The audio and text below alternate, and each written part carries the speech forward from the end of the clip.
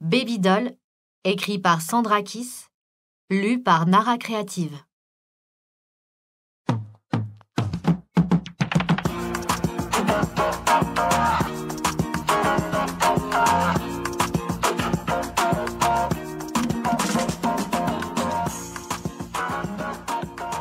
Chapitre 1.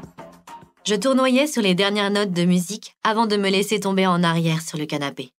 Un rapide coup d'œil sur ma montre m'apprit qu'il était déjà 11 heures du soir. La fatigue commençait à se faire sentir. Encore une fois, je m'étais laissé entraîner par mes deux meilleures amies, Alba et Pénélope, des sœurs jumelles qui adoraient faire la fête dans les soirées étudiantes. Tandis que je reprenais mon souffle au milieu de l'agitation générale, mon cerveau, comme d'habitude, tournait à toute allure. Je songeais aux examens de ma dernière année de lycée qui approchaient, à mes études d'art que je voulais poursuivre à l'université. Mon esprit s'évada. Petit à petit, les voix et le bruit autour de moi s'atténuèrent. Mon alter ego invisible que j'avais surnommé Beto me souffla à l'oreille. « Et si nous nous installions à l'étranger pour renforcer nos compétences artistiques ?» Quitter Séville me faisait peur, mais m'inspirait. J'avais toujours vécu dans le confort avec les privilèges de mon rang social. Même si cette vie me plaisait, j'avais des rêves d'évasion. Beto était tout le contraire de moi. Insolent, visionnaire, et il avait soif de liberté. Chaque matin, il me réveillait avec fracas pour me rappeler que je devais me battre pour accomplir mes rêves. Je devais sans cesse le bâillonner pour qu'il se taise. Le couple qui s'installa à côté de moi me fit revenir à l'instant présent. Je me redressai subitement. Mon regard balaya la pièce à la recherche de mes deux meilleures amies. J'aperçus en premier leurs chevelures rousses. Elles étaient entourées de monde et semblaient s'amuser comme des folles, riant et dansant au rythme de la musique. La fête battait son plein dans la grande maison de Pablo, le fils d'un riche homme d'affaires.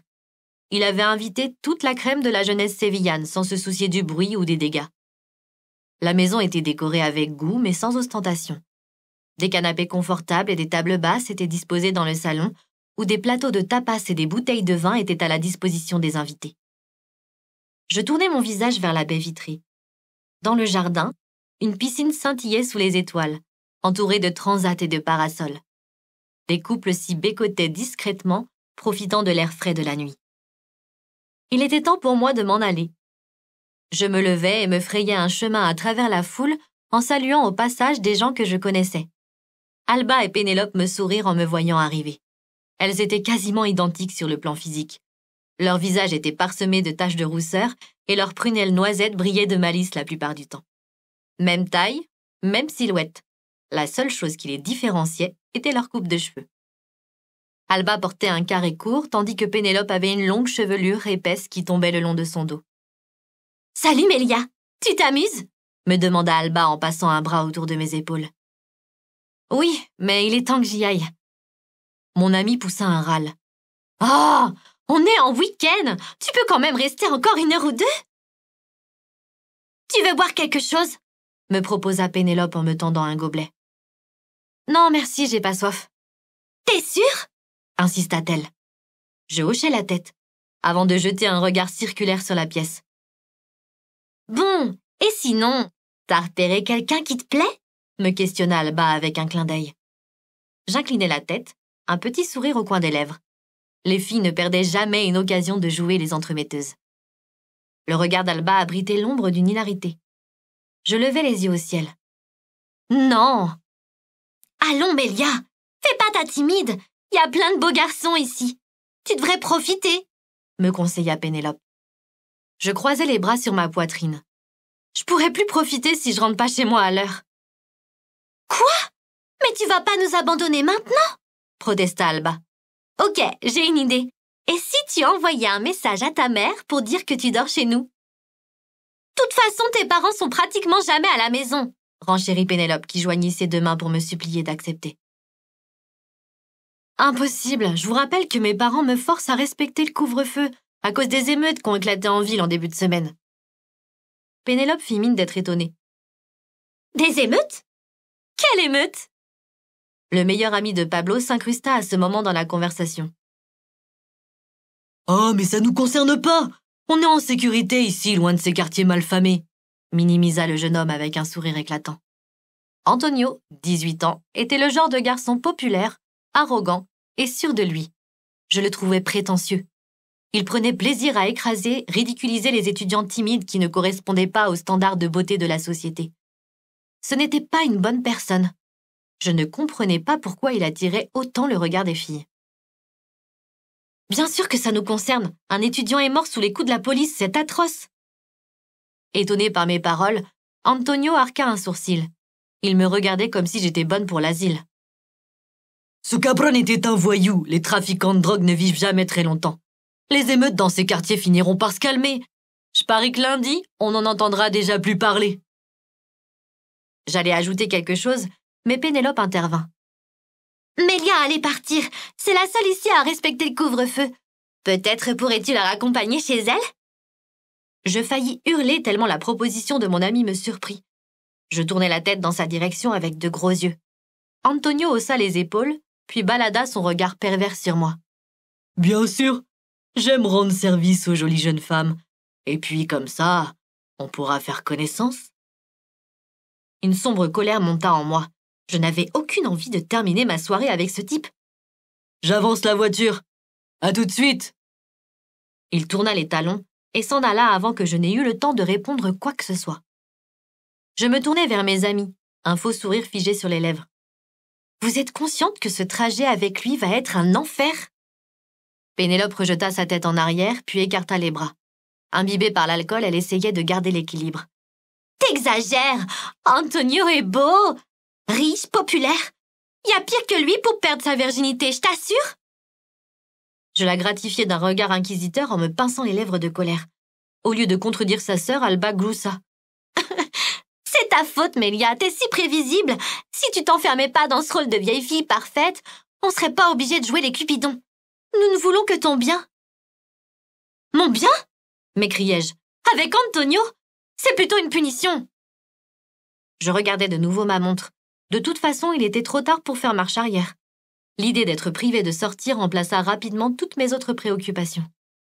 Je file, lançai-je à mes amis en renvoyant mes longs cheveux noirs en arrière. On se voit demain pour le déjeuner. Je leur envoyai un baiser de la main avant de disparaître dans la foule. Chapitre 2.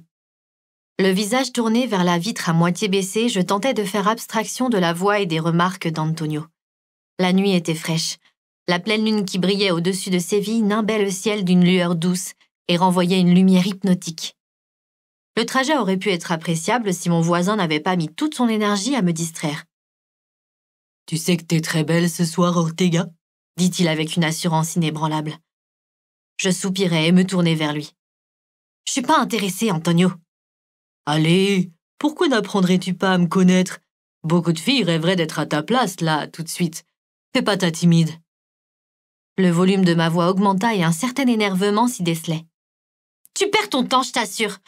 Je veux juste rentrer chez moi. » Les yeux rivés sur la route, un rictus étrange se dessina au coin de ses lèvres, comme s'il ne me croyait pas. La voiture roulait lentement sur la voie rapide. Antonio voulait que le trajet s'éternise. Je bouillais intérieurement. « D'accord, mon sucre, je te ramène chez toi. » Mon sucre. De plus en plus agacée, nerveuse, je me sentais comme prise au piège. Je regardais à nouveau par la fenêtre, espérant qu'Antonio avait bien reçu le message.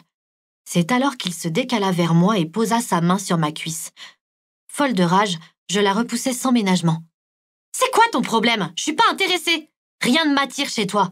Alors arrête ton numéro. » Antonio leva sa main au-dessus de sa tête, énervé, le regard brillant de colère. La voiture accéléra. Sur un ton mauvais, il explosa. « Tu te crois mieux que les autres? De toute façon, t'es même pas mon genre. »« C'est parfait. Je prends ça comme un compliment venant de toi. » Il se déporta sur la droite avant de stopper brutalement la voiture sur le bord de la route. Je basculai en avant tellement l'arrêt fut violent. « Allez, dégage, petite conne !» Abasourdi, il n'en fallut pas plus pour déclencher l'étincelle qui fit flamber ma rage. « T'as dit quoi? »« Sors de ma voiture !» hurla de fureur Antonio. « Cabron, tu !»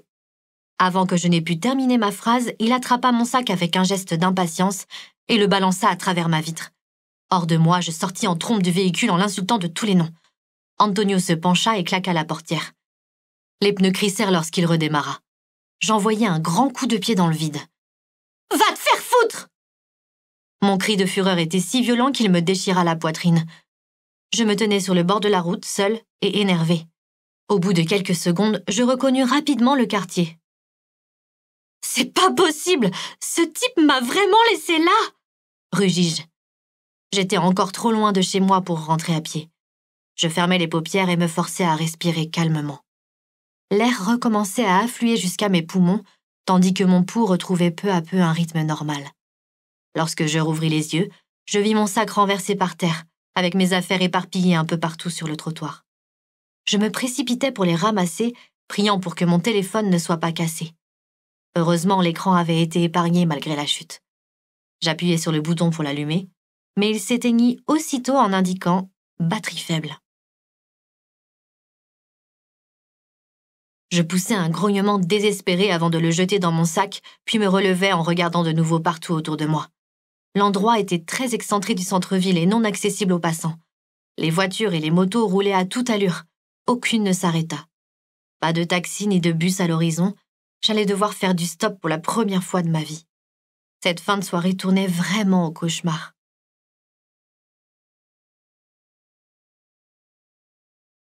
Le pouce levé, je me sentais vulnérable. J'espérais ne pas tomber sur un type pire qu'Antonio. Une dizaine, puis une vingtaine de voitures me dépassèrent sans s'arrêter. De plus en plus inquiète, je commençais à désespérer au fond de moi. Au moment où j'allais abandonner, des appels de phare me redonnèrent soudain espoir. Une voiture sportive de couleur rouge ralentit à quelques mètres de moi avant de se déporter sur le côté et de m'attendre un peu plus loin. Sans perdre un instant, je me mis à courir vers la Camaro. Les yeux plissés, j'approchais mon visage de la vitre et distinguais dans la pénombre une silhouette féminine. Soulagée, je laissais échapper un soupir. « Putain, qu'est-ce que tu peux bien fabriquer dans ce coin seul à cette heure-ci » demanda la jeune femme de but en blanc, comme si nous nous connaissions depuis toujours. J'ouvris la portière et m'installai à ses côtés. « Je me le demande aussi », répondis-je sur un ton renfrogné.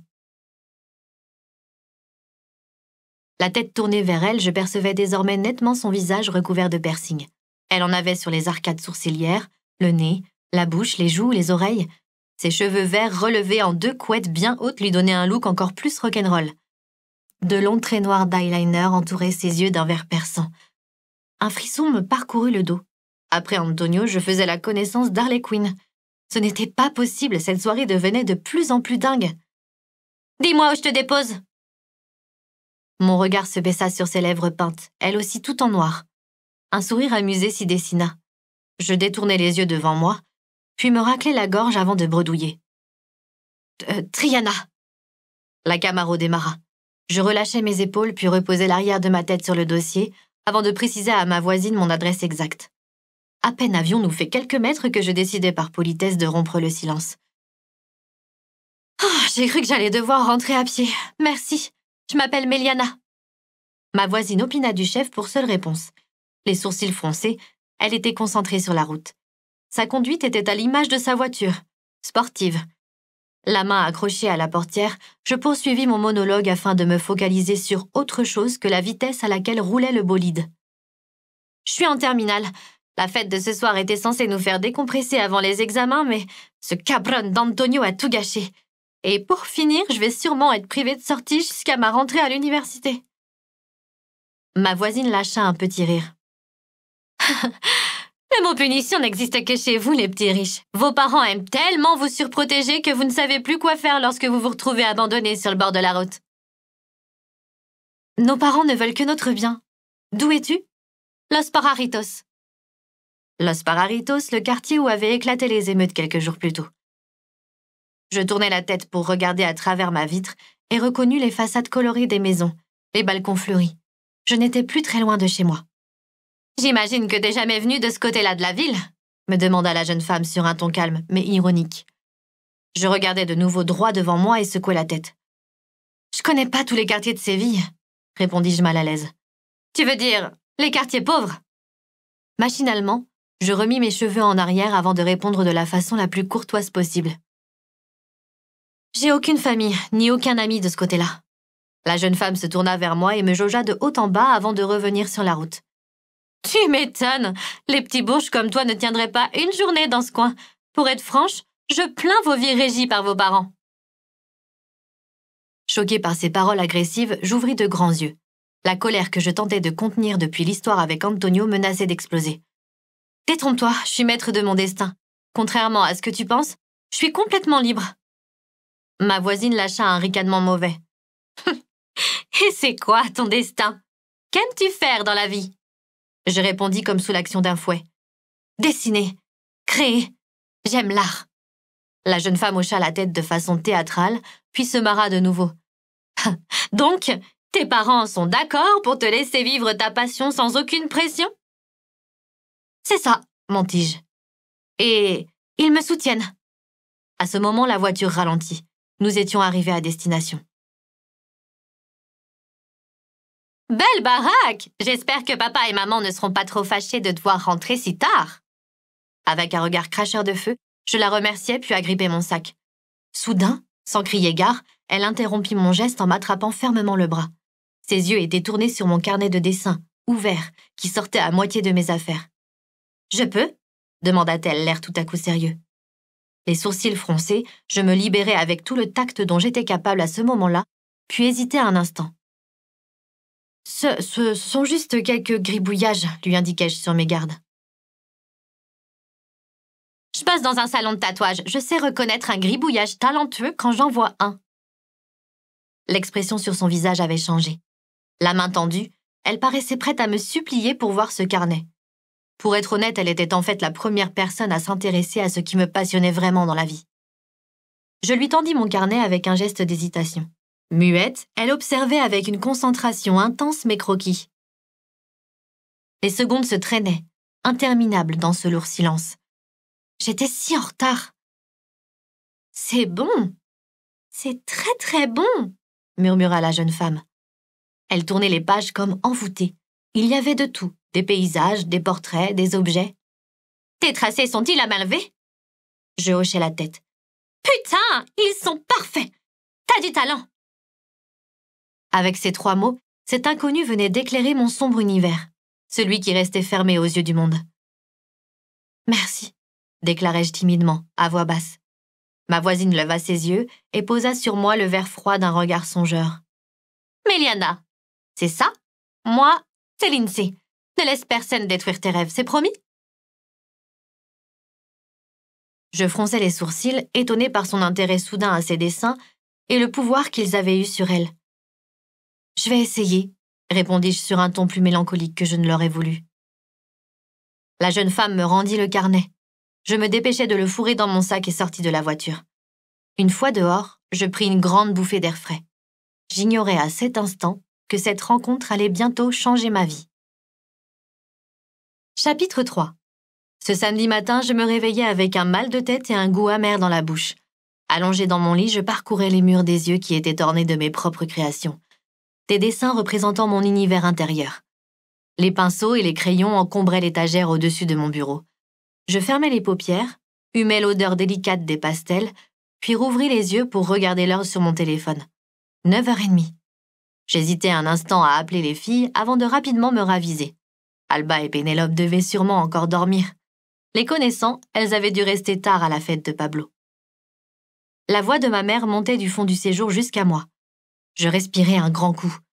Avocate de profession, elle avait l'habitude de travailler tard sur ses dossiers et m'avait attendue hier soir. Inquiète, elle s'était jetée sur moi en me demandant pourquoi je n'avais pas respecté leur convenu. « Les barrages de police nous ont retardés. C'est plus difficile de circuler les soirs de fin de semaine en ville à cause des émeutes. Mon téléphone n'avait plus de batterie. Je suis désolée, maman. » Heureusement, mon père était de garde à l'hôpital. Ma mère, soulagée, s'était contentée de cette explication qui tenait la route. Je n'aimais pas mentir à mes parents. Je m'en voulais encore ce matin de l'avoir fait. Je ne sais pas si c'est eux que je protégeais ou la famille d'Antonio avec laquelle ils avaient de très bons rapports en affaires. Je me levai péniblement de mon lit et me dirigeai vers la salle de bain. Lorsque mon regard rencontra mon reflet dans le miroir, je grimaçai. Mes longs cheveux noirs en bataille, les yeux sombres, cernés et le mascara qui coulait en dessous me faisaient ressembler à un clown dépressif. Après une douche rapide, ça allait un peu mieux. J'espérais que ma mère était déjà partie de la maison pour ne pas avoir à l'affronter une seconde fois. Mais non, Elle était là, en train de marcher dans le séjour, sûrement au téléphone avec un client. Très sérieuse, elle avait l'air occupée, comme d'habitude. Dans son tailleur noir, chic et raffiné, elle dégageait une impression de confiance et de grande classe. C'était une avocate renommée, un requin qui ne lâchait jamais sa proie. Elle exerçait une influence sur beaucoup de monde, sauf mon père. Chirurgien, il était peu présent à la maison. Je le voyais à peine. Avec une lenteur délibérée, ma mère leva ses yeux marrons pour croiser mon regard. Je lui adressai un geste de la main pour lui dire bonjour. Concentrée dans sa conversation, elle me considéra un instant, le visage hostile, puis me fit signe de m'installer à table pour prendre mon petit déjeuner. Je soupirai. Tout en commençant à manger, je regardais ma mère qui parlait de contrats, de clauses et de procédures. Imperturbable, elle avait l'air passionnée par son métier. Arriverais-je aussi à l'être plus tard, en choisissant la voie que mes parents voulaient pour moi? Comment pouvions-nous être si différents? Comment pouvions-nous nous comprendre sans jamais réellement nous parler? L'esprit occupé, je ne m'étais pas rendu compte que ma mère avait raccroché. « Méliana, tu m'écoutes ?» s'agaça-t-elle. Je m'excusais. « Désolée, je suis pas encore tout à fait réveillée. Que disais-tu » Une expression froide durcit les traits de son visage. Debout devant moi, elle fit mine de recoiffer son chignon avant de poser une main sur sa hanche. « Tu es jeune. C'est normal que tu penses à t'amuser, mais tu dois aussi penser à ton avenir. Qu'as-tu décidé? Tu aurais dû t'occuper des démarches universitaires déjà depuis plusieurs mois. » Elle marqua une pause, tourna la tête et balaya l'air d'un geste désinvolte de la main. « J'ai le bras long, mais si tu ne te... »« J'ai rempli les formulaires de préinscription la semaine dernière, » la coupai-je. « Mon premier vœu, c'est l'Université Autonoma, de Barcelone. » Ma mère revint brutalement sur moi. Son soulagement paraissait extrême. « Mélia, c'est une si bonne nouvelle! Ton père va être si heureux de l'apprendre! Pourquoi ne me l'as-tu pas dit avant? J'en dormais plus la nuit. » « Tu n'es pas souvent là. » Ma mère se pinça les lèvres. Une lueur que je ne lui connaissais pas passa dans ses yeux. « C'est vrai, mais les choses vont se calmer un peu. On pourra bientôt passer du temps, toutes les deux. » Chose rare, elle me sourit, puis d'un pas pressé, elle se dirigea vers le canapé pour récupérer sa veste et son sac. « En tout cas, je suis heureuse que tu aies abandonné cette idée d'art sans importance. Ça n'avait vraiment aucun sens. Tu as 18 ans, tu n'es plus une petite fille. » Une colère sourde monta en moi. Je pris une profonde inspiration pour la contenir du mieux possible. Soudain, quelque chose attira son regard à l'extérieur. Elle s'approcha doucement de la fenêtre. « Bon sang, mais ils sont encore là! Je vais finir par appeler la police !» Je me levai de mon siège et rejoignis ma mère. La surprise fut telle que je faillis m'étrangler de stupeur. « Putain !» soufflai-je les yeux écarquillés. De l'autre côté de la rue se trouvait la jeune femme qui m'avait prise en stop la veille. Assise sur le capot de sa voiture rouge, elle discutait avec un homme pas plus âgé qu'elle. Sa chevelure d'un vert vif et son allure singulière ne pouvaient qu'attirer tous les regards dans le quartier. D'ici, je distinguais son corset noir sans manches dévoilant ses bras couverts de tatouages. Les clous métalliques accrochés dessus brillaient au soleil. Le bas de son jean ultra moulant disparaissait dans ses bottes aux semelles épaisses, ornées de sangles et de boucles argentées. Ma mère se tourna vers moi, les sourcils froncés. « Tu les connais? Ces personnes sont là depuis plus de 2 heures. » Je me ressaisis. « Non, écoute, va travailler. Ils doivent sûrement attendre quelqu'un. Ils ne font rien de mal. » Ma mère soupira, jeta un coup d'œil sur sa montre, puis hocha la tête. « Je suis en retard.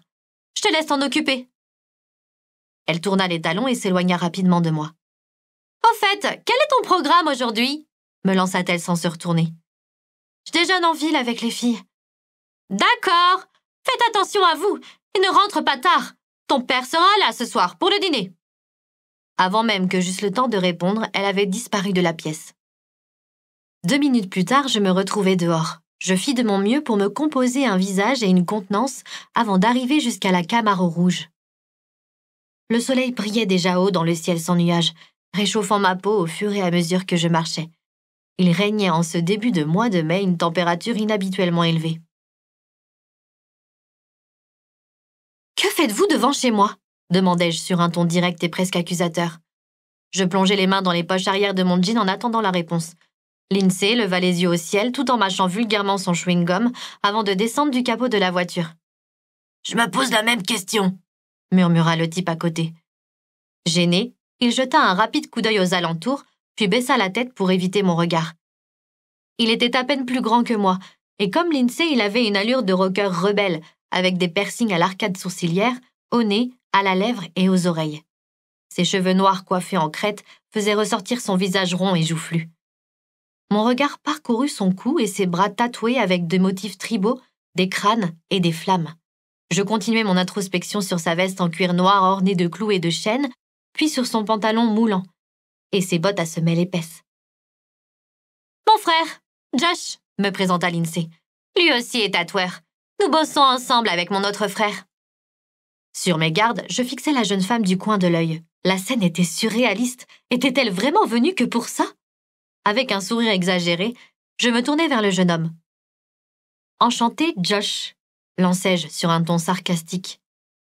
Il se gratta l'arrière du crâne. « Ouais, j'avoue que c'est étrange », lâcha-t-il embarrassé. Il se tourna vers sa sœur et grogna entre ses dents. « Putain, mais à quoi tu joues? Elle ne peut pas être celle qu'on recherche !» Lindsay le foudroya du regard avant de répondre avec un air grognon. « Et pourtant si, j'avoue que quand tu la vois comme ça, elle paye pas de mine. Mais attendez, la personne dont vous parlez est devant vous. » Les coupai-je en croisant les bras sur ma poitrine. « Vous cherchez quoi? Qui ?» Le jeune homme grimaça. « On aimerait te parler d'un projet, » commença Lindsay. « On cherche une personne pour compléter notre équipe afin de participer à un concours. » Elle marqua une pause comme pour ménager l'effet de ses paroles. Je fronçai les sourcils essayant de comprendre où elle voulait en venir. Cette conversation prenait une tournure vraiment étrange. Elle plongea son regard plus loin dans le mien et avança d'un pas. La Tiger Cup est un événement mondial qui a lieu tous les 10 ans. Pendant 2 jours, les meilleurs tatoueurs du monde entier s'affrontent sous l'œil d'un jury exigeant. Les gagnants de ce concours obtiennent une notoriété importante dans le monde entier. Il n'y a pas de concours ou de titre plus prestigieux que celui-ci. Je clignai des yeux puis repensai soudain à la façon dont elle avait scrupuleusement regardé mes dessins hier sur mon carnet. Je secouai la tête et relâchai mes bras. « Attendez, vous êtes en train de me demander de faire partie de votre équipe ?» « On dirait bien, » répondit Josh aussi étonné que moi. « Non mais c'est une blague! Enfin, il y a des milliers d'artistes dans ce pays. Je suis sûre que vous trouverez une tatoueuse ou un tatoueur expérimenté qui sera heureux de vivre cette expérience. »« Expérience !» répéta Lindsay en égrénant volontairement un petit rire mauvais du fond de sa gorge. Incapable de réserve, elle allait risquer une réplique cinglante, mais son frère prit les devants pour dissiper la tension. Le jeune homme tenta une autre approche pour me convaincre de les suivre dans cette aventure. « Pour être franc, on manque cruellement de temps. Notre coéquipière nous a lâchés lundi dernier, et la clôture des inscriptions est vendredi, à 22h. Ma sœur m'a clairement rapporté qu'elle n'avait jamais vu des dessins aussi réalistes et parlants que les tiens.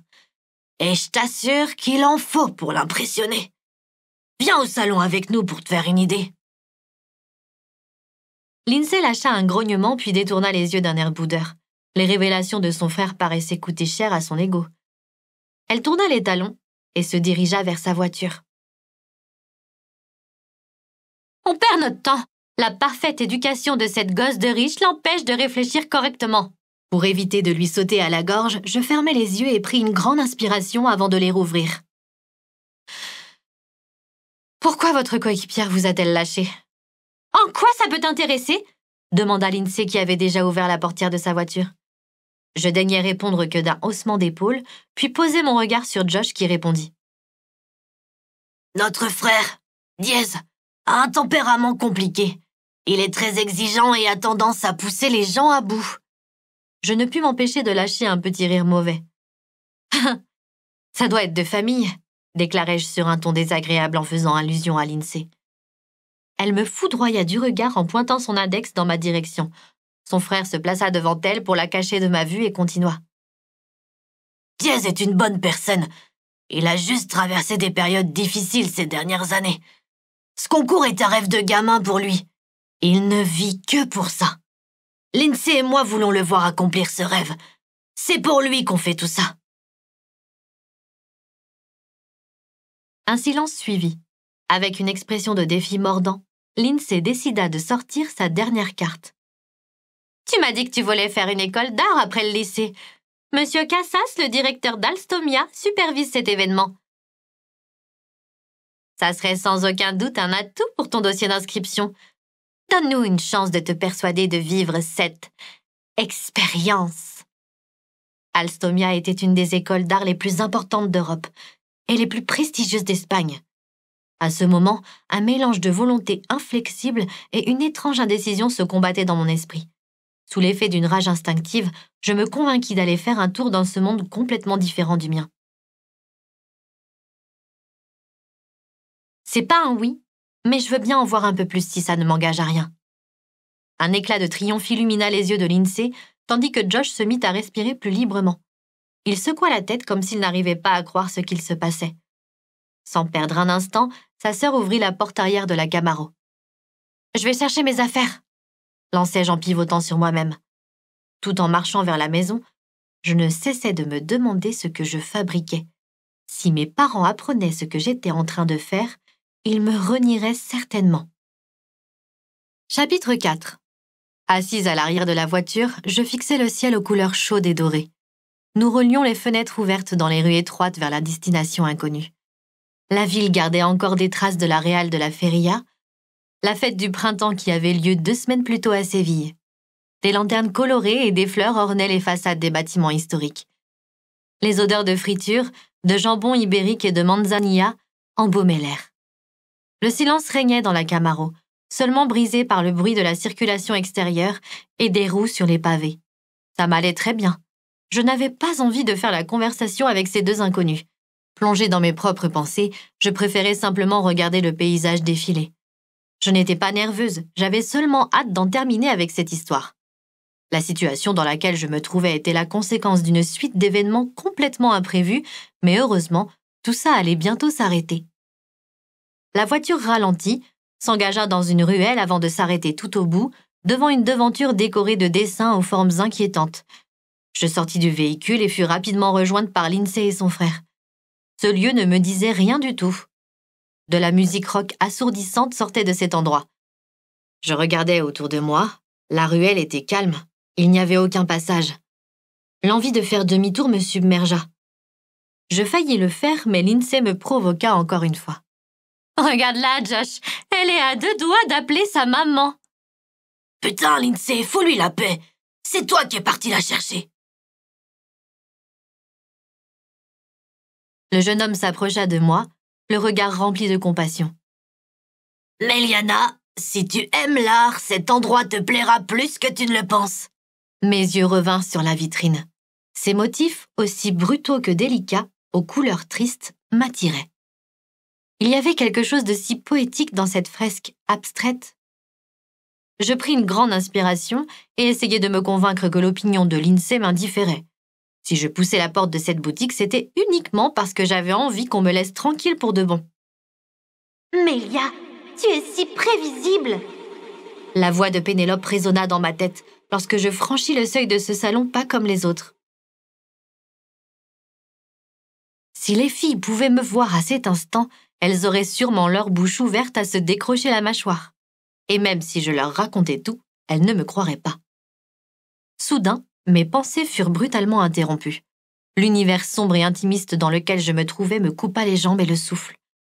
Mon regard s'égara immédiatement sur les tableaux au mur qui exposaient des créations originales, des portraits réalistes, des paysages fantastiques. On aurait dit des œuvres d'art. Faisant abstraction de tout ce qui se passait autour de moi, je m'approchais lentement d'un peu plus près des tableaux. Abîmée dans la contemplation de ces dessins, je n'entendais ni la voix de Lindsay ni celle de Josh. J'étais comme hypnotisée. Je parcourus le mur des yeux, subjuguée par le tracé si parfait de chaque œuvre. Ce fut le vacarme de la musique à plein volume qui me fit rapidement revenir à l'instant présent. Je continuais de regarder partout autour de moi. Il y avait dans ce modeste espace un canapé en velours noir, une pile de magazines posés sur la table, un comptoir avec beaucoup de rangements à l'arrière. Plus surprenant encore, un petit coin bibliothèque avait été aménagé où les étagères regorgeaient de livres. Le rayonnage du haut était occupé par une vaste collection de vinyles. Enfin, mon regard s'arrêta sur les plantes vertes dans le coin de la pièce. Eh bien, ce lieu était plein de surprises. La musique s'atténua subitement.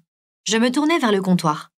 Josh, près d'une chaîne hi-fi vintage, s'était occupé à faire baisser le bruit des basses et de la guitare électrique qui jaillissait des enceintes. Je le gratifiai d'un petit sourire avant qu'il se tourne vers sa sœur. « Diez doit être en train de préparer son prochain rendez-vous. On y va ?»« Pas le choix !» rétorqua cette dernière, l'air grave et soucieux. Je restai une seconde sur place, un peu désorientée, avant de les suivre dans la pièce annexe. La porte s'ouvrit sur un endroit spacieux, encore plus sombre qu'à l'entrée. Une odeur chaude, masculine, aux arômes de bois de santal flottait dans l'air. Mes yeux parcoururent le sol noir et brillant, puis le bas plafond, avant de terminer leur course sur un fauteuil en cuir marron qui trônait au milieu de la pièce. Ce fut là que je l'aperçus, debout, derrière une grande table en métal en train de manipuler différents objets et produits. Un peu plus âgé que moi, il avait des cheveux noirs, épais, qui formaient une espèce de banane désordonnée. Le jeune homme, habillé lui aussi tout en cuir, paraissait sortir tout droit des années rock de 1950. « Diez, nous devons te parler !» lança Lindsay. Je restais près de la porte et inspirais discrètement tellement le moment était oppressant. Le jeune homme, imperturbable, continuait de s'occuper de son matériel sans relever la tête. « Dépêchez-vous, j'ai une grosse journée devant moi. »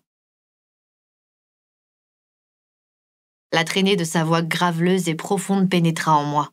Un fourmillement inquiétant remonta le long de mon échine. Ces mots s'attardèrent dans l'air, aussi pesants que le silence qui s'était rabattu dans la pièce. Lindsay poursuivit. « Nous avons trouvé notre coéquipière pour le concours, » déclara-t-elle d'une voix assurée. Le jeune homme releva à demi la tête, son visage demeurait profondément concentré. Le crayon noir sous ses yeux renforçait la dureté de son regard, aussi sombre que le reste. La lueur glaciale au fond de ses prunelles m'arracha un frisson. Après m'avoir rapidement parcouru, il reporta de nouveau son attention sur son matériel et s'adressa à sa sœur. « Dirk t'a-t-il donné le formulaire avec sa signature ? Je ne la vois pas dans les papiers. » Lindsay fronça les sourcils et secoua la tête, l'air embêté. « J'ai oublié de lui réclamer. »« Ok, n'oublie pas de le récupérer ce matin. Il nous le faut dans son dossier. C'est important. » La jeune femme n'était visiblement pas du genre à passer au-dessus des problèmes. Dépassée par l'indifférence totale de son frère, elle s'adressa, agacée, directement à Josh. « Tu peux m'aider ? Après tout, si on est dans cette situation, c'est à cause de lui. Notre idiot de frère a fait fuir la moitié des tatoueurs de Séville. Personne ne veut concourir avec nous. »« Diez !» insista Josh. Le jeune homme, toujours occupé, ne répondit pas. « Diez, Lindsay n'a pas tort. Tu devrais nous accorder au moins quelques minutes. »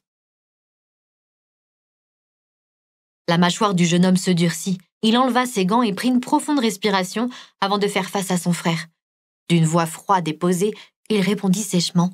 « Je vous ai dit que j'allais arranger tout ça. » Il coula ensuite sur moi un regard mauvais et ajouta. « Il est hors de question de prendre n'importe qui. Laissez-moi 2 jours. Au pire, on se représentera au concours dans 10 ans. » Mon regard silla avant de se perdre dans la pièce. La veine dans mon cou battait la mesure de ma détresse. Qu'est-ce que je fais là ? J'avais l'impression d'être livrée au démon Méphistophélès, un des 7 princes de l'enfer, et qu'un calvaire sans nom m'attendait. « Tu plaisantes ?» explosa Lindsay en levant les bras au ciel. « Tu viens de nous foutre dans une sacrée sauce. Le concours est dans 3 mois, et Mandy vient de nous lâcher du jour au lendemain parce que tu l'as poussée à bout. » Mandy était incapable d'apprendre et de travailler sous la pression. Je passais mon temps à l'assister. Pour ce concours, il faut du mental, et ça, elle ne l'avait pas. Merda, Diez! Il lui restait 3 mois pour se perfectionner et être prête pour la Tiger Cup. Tu lui as laissé aucune chance. Du temps, on n'en a pas, Lindsay, grogna son frère en appuyant sur chaque mot. Waouh, quel aveu, Diez! Merci, on l'ignorait.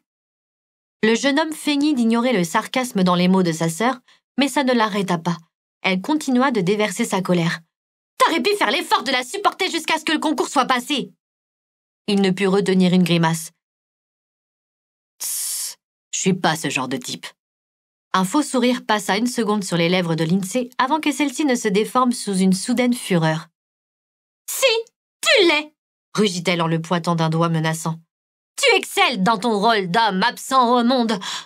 En plus d'être indifférent aux émotions, ton comportement te fait passer pour quelqu'un d'arrogant et d'inaccessible, avec toutes les personnes qui voudraient t'approcher. » Je fermai les yeux pour tenter de diminuer le volume sonore de sa voix à mes oreilles sans y parvenir.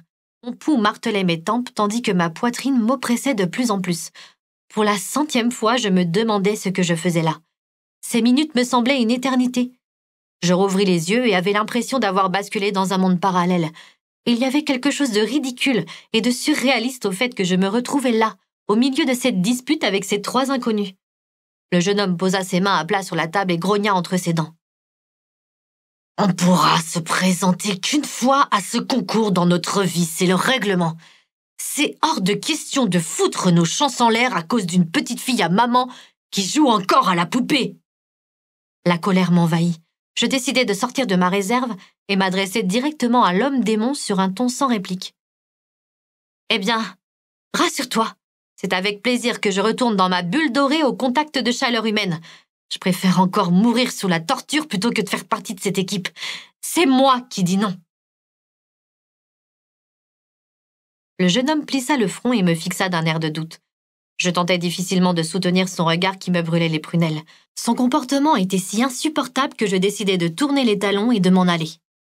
Lindsay me rattrapa juste avant que je franchisse la porte du salon de tatouage. « Méliana, attends. Je suis désolée que mon frère soit un sacré connard. Il changera d'avis quand... » « Pas moi. » La coupai-je en me retournant brutalement vers elle.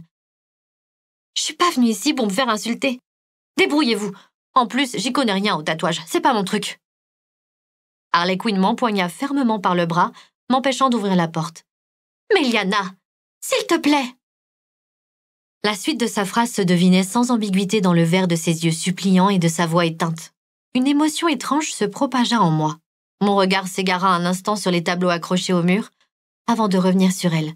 « Lindsay, tu peux pas le forcer !» Sur un ton assuré, elle répondit avec un geste exagéré de la main. « C'est moi qui te formerai. On l'emmerde, ok ?» Mon téléphone dans mon sac sonna à ce moment. C'étaient les filles. « Je dois rejoindre mes amies. Elles m'attendent pour déjeuner. » Lindsay hocha la tête puis haussa les épaules comme si ce n'était pas un problème. « Ok, allons-y, je t'accompagne. »« Non. Non, je préfère prendre un Uber, merci. » Je fermai les yeux et pris une grande inspiration. Il fallait absolument que Lindsay comprenne que je ne voulais pas participer à ce concours. « Arrête de t'obstiner, » lâchai-je en rouvrant les paupières. « Ma réponse est non. Vous trouverez la bonne personne pour compléter votre équipe, j'en suis sûre. Fais confiance à ton frère, c'est lui qui a raison. » Se gardant d'insister, elle se tut, accablée d'un sentiment d'impuissance. Soulagée de me retrouver dans la voiture qui m'emmenait à mon rendez-vous avec les filles, je ne commençais à me sentir mieux qu'au bout de plusieurs longues minutes. Chapitre 5. Je repérais tout de suite les filles au fond de la terrasse. Souriantes et radieuses dans leurs robes colorées, mes amis m'attendaient à une table. Le restaurant était rempli à cette heure-ci de la journée. Une bonne odeur de grillade flottait dans l'air. Malgré la chaleur qui frappait la ville, j'étais heureuse d'être là. La boule dans mon ventre s'était dissoute. Je me dépêchais de me faufiler au milieu des tables. S'il y avait bien une chose que je détestais, c'était être en retard. « Méliana, t'es enfin là !» s'exclama Pénélope en me voyant. « Désolée, j'ai eu un contretemps assez... » Au lieu de terminer ma phrase, j'agitai ma main et m'assis en face des filles. « Quel genre de contretemps ?» demanda Alba avec une moue curieuse. « Même si je vous racontais, vous ne me croiriez pas, pensai-je au fond de moi. D'ailleurs, je n'y croyais toujours pas moi-même. Le serveur arriva et nous commandâmes des tapas et des boissons fraîches pour nous rafraîchir. À peine il eut fini de prendre notre commande que Pénélope insista à son tour. « Alors ?» Je décidai de passer outre le choc de cette dernière heure et de leur raconter plutôt ma fin de soirée, la veille, avec Antonio. La façon dont il avait été insistant, puis comment il m'avait laissé en plan au bord de la route. « Quel goujat !» s'écria Pénélope indignée. La colère chez sa sœur monta aussi en flèche. « Il mériterait qu'on lui coupe les couilles. Je te jure que si je le croise, je lui saute dessus pour le massacrer. » Un cauchemar, continuai-je en repoussant mes cheveux épais vers l'arrière. Je n'avais même plus de batterie dans mon téléphone pour appeler quelqu'un. J'ai cru que j'allais devoir rentrer à pied. Le serveur revint et déposa nos boissons et nos plats sur la table. Je me dépêchai de prendre une gorgée de mon cocktail de fruits. « Continue !» m'ordonna Alba qui avait hâte de connaître la suite de ma mésaventure. Je répondis avec un haussement d'épaules. « J'ai fait du stop. » Les filles ouvrirent des yeux gigantesques. « Tu as fait quoi ?» s'écria Alba. « Notre Méliana a fait du stop !» articula difficilement Pénélope, qui avait peine à me croire. « Mais t'es folle !» Je levai les bras au ciel. J'avais pas le choix. C'était ça, ou rentrer avec 2 heures de retard. Il m'arrive de faire des trucs de dingue des fois. Les filles se jetèrent un regard en coin qui m'agaça. Pourquoi cette image lisse de petite fille sage me collait-elle à ce point à la peau? Alba se prit une tartine dans le plat et déclara. « Heureusement, t'es pas tombée sur plus dingue qu'Antonio. » Pénélope secoua vigoureusement la tête, l'air ennuyé. « Je m'en veux. C'est à cause de nous si tu t'es retrouvée dans cette situation.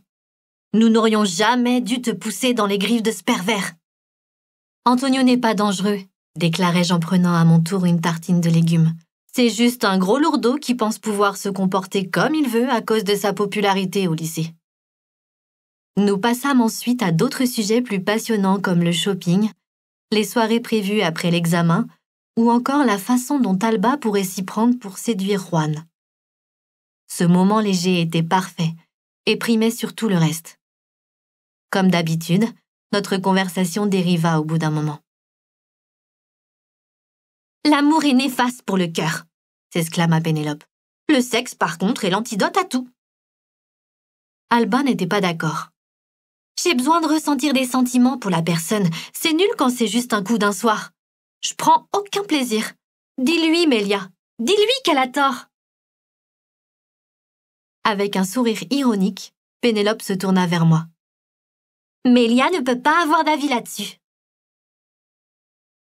« Je suis une éternelle romantique, » répondis-je en bougeant ma main devant elle. « Pour ma part, les sentiments doivent faire partie du jeu. J'aimerais que ma première fois soit avec quelqu'un qui saura me faire vibrer rien qu'en posant son regard sur moi. » Pénélope leva les yeux au ciel. « Tu t'es trompée d'époque, ma chérie. L'amour est mort.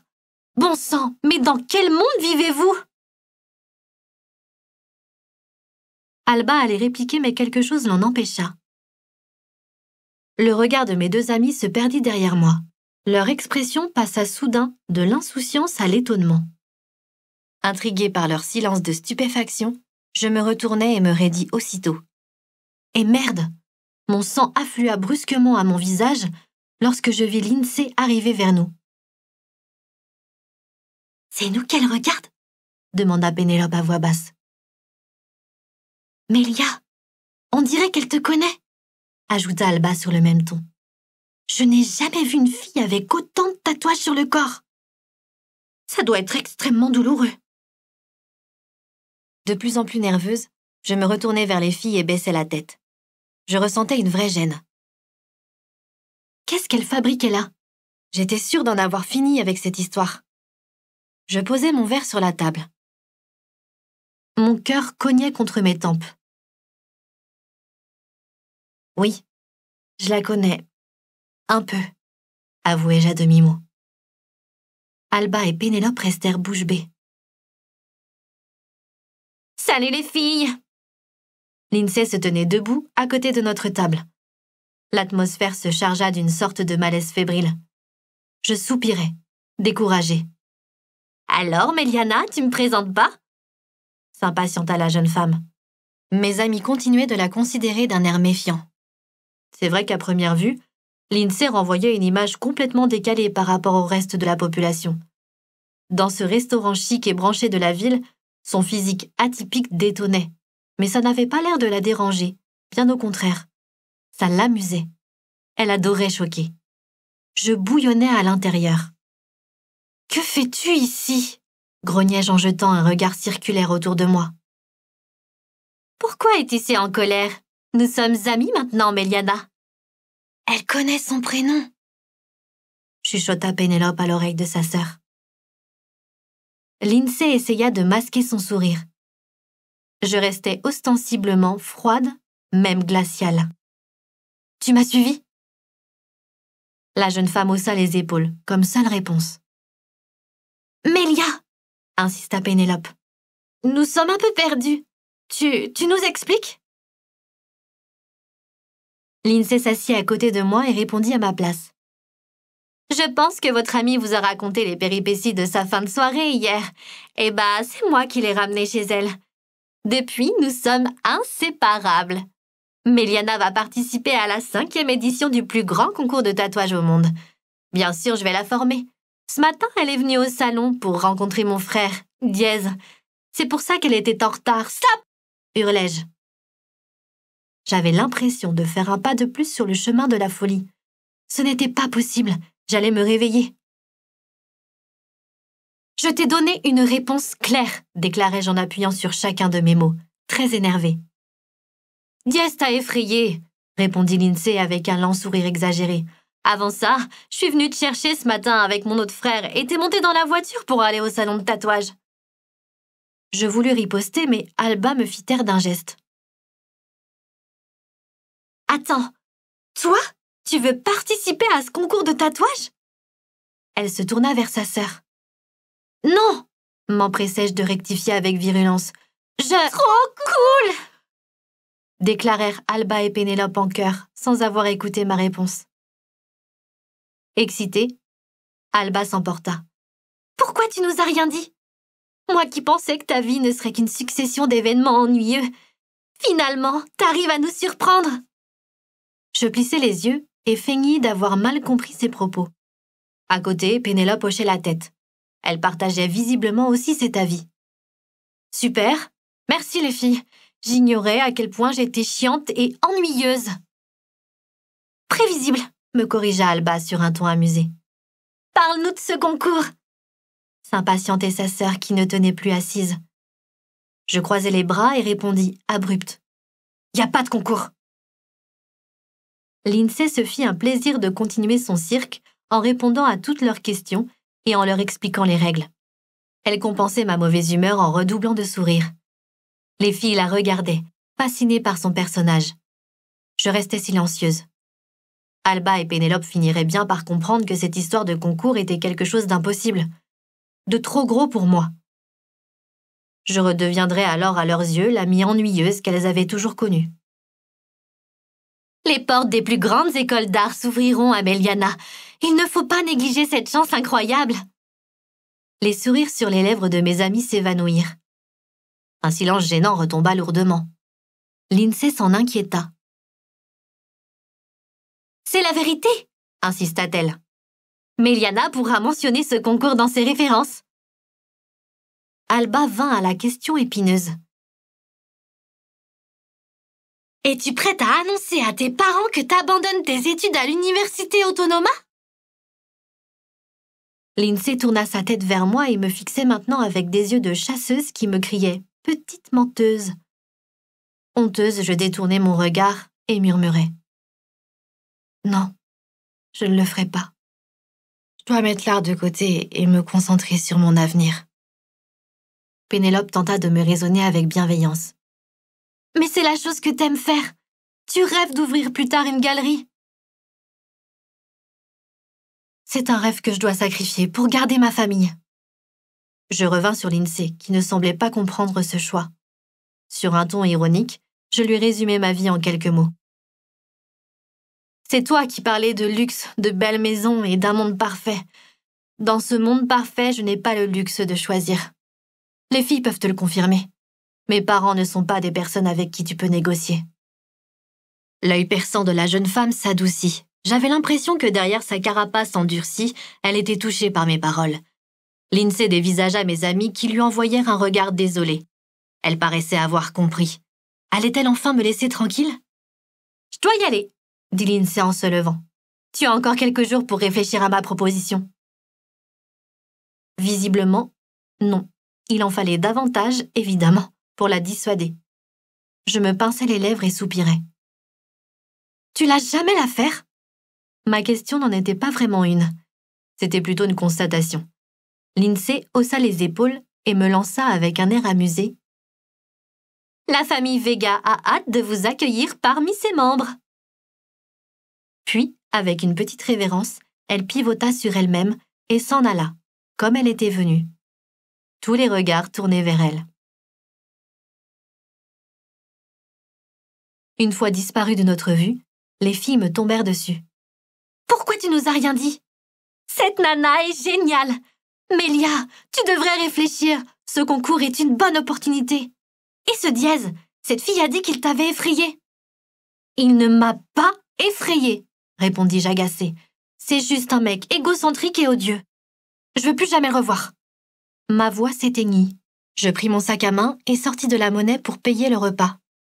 Je ne pensais qu'à clore cette discussion et dissuader mes amis d'en reparler un jour. Le dessin reste une passion, rien de plus. Ne parlons plus de Lindsay et de sa famille. Je soupirais, cherchais mes mots. Bizarre, sifflai-je entre mes dents. Les filles me lancèrent un regard inquiet avant de se ressaisir rapidement. C'est Pénélope qui changea finalement de sujet. Allons à la maison. Nous pourrons profiter de la piscine tout en poursuivant nos révisions. Je dois encore compléter quelques fiches. Réviser? Grogna Alba. Mais vous pensez à rien d'autre? Les épreuves ne sont que le mois prochain. Tout en rassemblant mes affaires, je répondis. Justement, il faut pas perdre de temps. Tu l'auras, Mélia, même sans réviser, rétorqua Alba, blasée. Elle le sait, lui indiqua sa sœur qui se leva elle aussi de table. Mélia bosse comme une dingue pour sortir majeure de la promo. Alba nous suivit à l'extérieur du restaurant, en ne cessant de râler. Elle aspirait à autre chose en cette belle journée. Mais Pénélope et moi ne comptions pas la laisser se défiler. Avant de monter en voiture, j'envoyai un message à ma mère pour la prévenir de la suite de mon programme. Même si je savais qu'elle ne le lirait pas, je préférais prendre les devants pour éviter d'être la cause de sa mauvaise humeur ce soir quand je rentrerai. Chapitre 6. Lorsque j'ouvris la porte, mon père était déjà là, assis dans le fauteuil, en train de lire le journal. Je déposai mes affaires à l'entrée et partis le rejoindre. « Bonsoir !» lançai-je sur un ton qui se voulait dégager. Je pris place sur le canapé en face de lui. Son apparence soignée et élégante lui donnait une autorité naturelle. C'était rare qu'il passe la soirée à la maison. Sa présence me rendait nerveuse. Il leva la tête vers moi, puis plongea ses yeux bleus glacés dans les miens. Avec une raideur, qui se voulait militaire, il demanda « Ta journée s'est-elle bien passée ?» Il y avait dans son regard un éclat qui m'incita à répondre par l'affirmative. « Oui, j'ai déjeuné avec les filles, puis nous sommes partis réviser chez elles. »« Alba et Pénélope ?» Je hochai la tête. « Ça fait un moment que je les ai pas vues. Elles vont bien ?» J'acquiesçai avec un large sourire, tandis que mes yeux, eux, restèrent vides.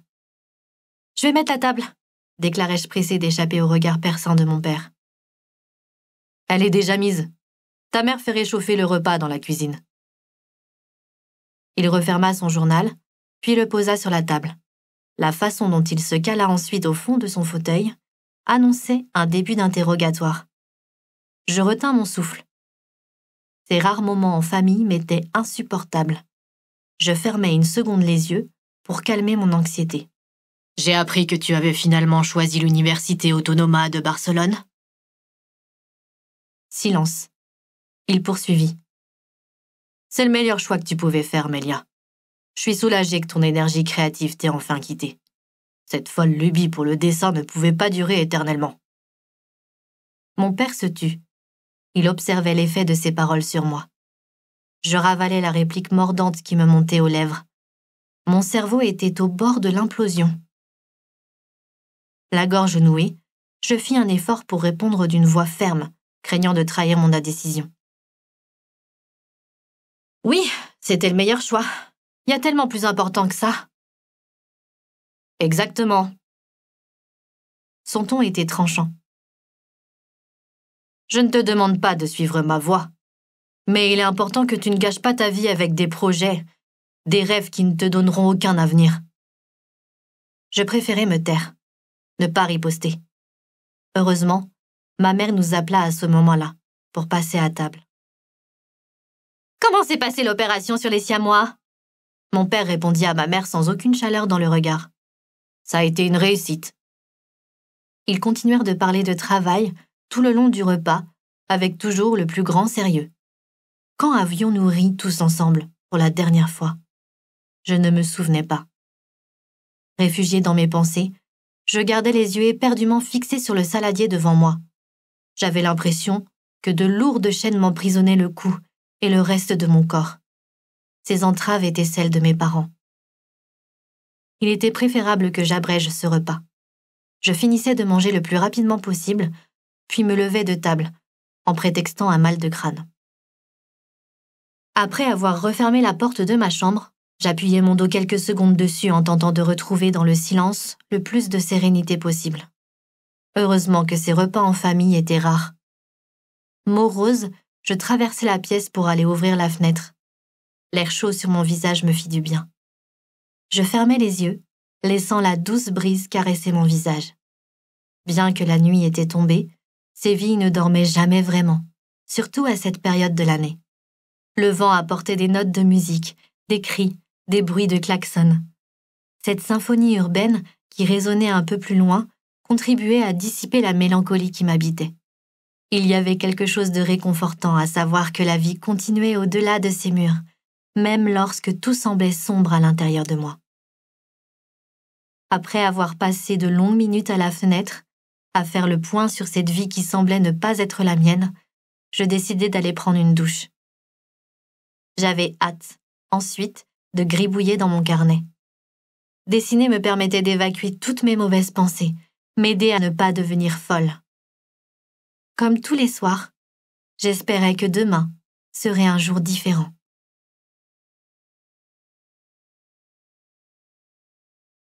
Chapitre 7.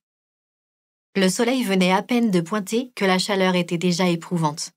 Le chauffeur de ma mère devait me déposer à quelques mètres du lycée. Au même endroit où Alba et Pénélope m'attendaient chaque matin. La circulation était difficile à cette heure-ci de la journée. Les rues étaient bondées de gens qui allaient travailler. Par miracle, j'arrivais quelques minutes avant le début des cours. Les filles et moi nous dépêchâmes de rejoindre l'entrée du bâtiment avec un groupe de camarades. En ce lundi matin, il y avait beaucoup de monde autour de nous. Certains élèves restaient dehors à discuter, pas pressés de commencer leur journée. Prisonnière dans mon uniforme scolaire, je m'efforçais de dissimuler ma gêne. Sous cette veste bleu marine, ma chemise blanche impeccablement repassée me collait déjà à la peau. Mes chaussettes hautes et ma jupe plissée, aussi élégante soit-elle, ne faisaient qu'ajouter une couche supplémentaire d'inconfort. Nos tenues n'étaient vraiment pas adaptées pour les chaleurs estivales. Je parlais avec mon ami Juan. Il prévoyait de passer ses vacances dans sa villa, en Algarve, au Portugal. Viens, j'ai invité les autres, il y aura plein de choses à faire. Les filles marchaient devant nous. Alba feignit d'être absorbée dans une autre conversation avec le reste du groupe. Je savais les sentiments qu'elle éprouvait pour Juan. Il était temps d'agir. Je me lançai donc dans une subtile manœuvre pour les rapprocher tous les deux. « Peut-être, je vais voir », déclarai-je d'une voix légèrement plus forte. « Je vais en Crète avec ma cousine, mais avant de rentrer à Séville, je peux faire un détour par l'Algarve avec Pénélope et Alba. » Un sourire complice se dessina sur les lèvres de Juan, comprenant parfaitement mon intention. Il joua le jeu et rebondit. « Je comptais bien inviter les jumelles. Elles peuvent même venir avant si elles en ont envie. Ça me ferait grand plaisir. » Soulagée d'avoir accompli ma mission, je détournai mon regard vers l'entrée du lycée et grimaçai. Mon cœur ne tiendra jamais le coup. Monter ces marches sous cette chaleur, c'est carrément une torture. Veux-tu que je te porte? Proposa Zane, un autre de mes camarades avec un sourire hilar. Je ris. T'es fou! Tu n'atteindrais même pas la 8e marche. T'exagères, protesta-t-il en se marrant. Je pense réussir à atteindre la 9e. Au moment où j'allais répondre, Alba et Pénélope se retournèrent vers moi, avec sur le visage cette expression euphorique dont j'avais appris à me méfier. Je fronçai les sourcils. Ton ami est là, m'indiqua Alba avec une petite voix aiguë. Mon ami? Quel âme? Mon visage se décomposa. Je déchantai en apercevant Lindsay à l'autre bout, en bas des marches, appuyée contre sa Camaro bienvoyante. Enfer et damnation, cette femme était le diable. Me suivrait-elle ainsi tous les jours jusqu'à la fin de ma vie? Tu connais cette fille? S'inquiéta Juan. Je jetai aux alentours un regard désemparé, avant de revenir sur lui et d'afficher un large sourire de façade pour donner le change. Non, oui! Elle m'a prise en stop l'autre soir, expliquai-je en essayant d'adopter l'air le plus détaché possible. C'est une longue histoire. Bref, j'ai dû oublier quelque chose dans sa voiture. Je m'éloignai précipitamment du groupe. Allez-y, je vous rejoins en cours. Occupée à feuilleter un calepin aux pages blanches, Lindsay ne leva pas les yeux quand j'arrivai devant elle à pas lents. Je peux savoir ce que tu fabriques devant mon lycée? Ça tourne au harcèlement. En plus, il est interdit de se garer ici. Tu vas m'attirer des problèmes. Un regard furieux animait mon visage. Lindsay releva la tête et fit mine de ne pas comprendre ce qui lui arrivait. Mierda, j'ai encore dû avoir une crise de somnambulisme, ou peut-être était-ce le destin qui m'a amené jusqu'ici, tôt, ce matin? Je croisai les bras en tentant de faire abstraction des regards curieux sur nous. Ces paroles n'étaient pas drôles. J'en avais marre. Lindsay, j'ai pas changé d'avis et je ne reviendrai pas sur ma décision. Je sais. Très bien, alors fous-moi la paix. Elle décolla son dos de la voiture et se redressa. T'as peur de décevoir tes parents? Peur de suivre un autre chemin? Peur pour ta réputation immaculée? De plus en plus agacée, je la toisais avec toute la fureur dont mes yeux noirs étaient capables. Depuis samedi soir dernier, elle avait déjà pris toutes mes réserves de patience. Je grinçais des dents. T'es venue pour rien. Repars chez toi. Avec un air ennuyé, Lindsay pencha sa tête sur la droite puis sur la gauche. En fait, j'ai besoin de toi. Je te rassure, il ne s'agit pas du concours. Avec un regard en coin, je l'invitais à poursuivre. Il suffisait que je l'écoute pour qu'elle me laisse tranquille, enfin, pour aujourd'hui. Elle déchira une page de son calepin et me la tendit. Dessus était dessiné un aigle majestueux, façon pop-rock. C'était un beau dessin. Ma cliente n'aime pas mon aigle. J'ai passé tout mon dimanche à le dessiner, puis je lui ai envoyé par email. Cette pimbèche a trouvé que mon aigle n'est pas assez agressif, trop lisse, pas assez royal. Je percevais l'animosité dans sa voix. Lindsay n'était pas du genre à encaisser les critiques. Peux-tu essayer de voir si tu peux l'arranger? Il me le faudrait au plus tard pour jeudi soir. Au lieu d'accuser le coup, elle préférait tourner ce problème à son avantage. Je voyais très bien ce qu'elle essayait de faire. Je regardais autour de moi. La place du lycée se vidait de son monde. J'allais refuser quand j'aperçus Antonio avec toute sa bande, passer pas très loin de nous. Son air vaguement méprisant sur le visage qui le caractérisait m'horripilait. Ce petit enfoiré m'avait laissé sur le bord de la route sans se préoccuper une seule seconde de mon sort. Je fulminais. L'envie de le remettre à sa place fut plus forte que moi. Antonio! L'appelai-je de toutes mes forces. Ce crétin fit semblant de ne pas me remarquer.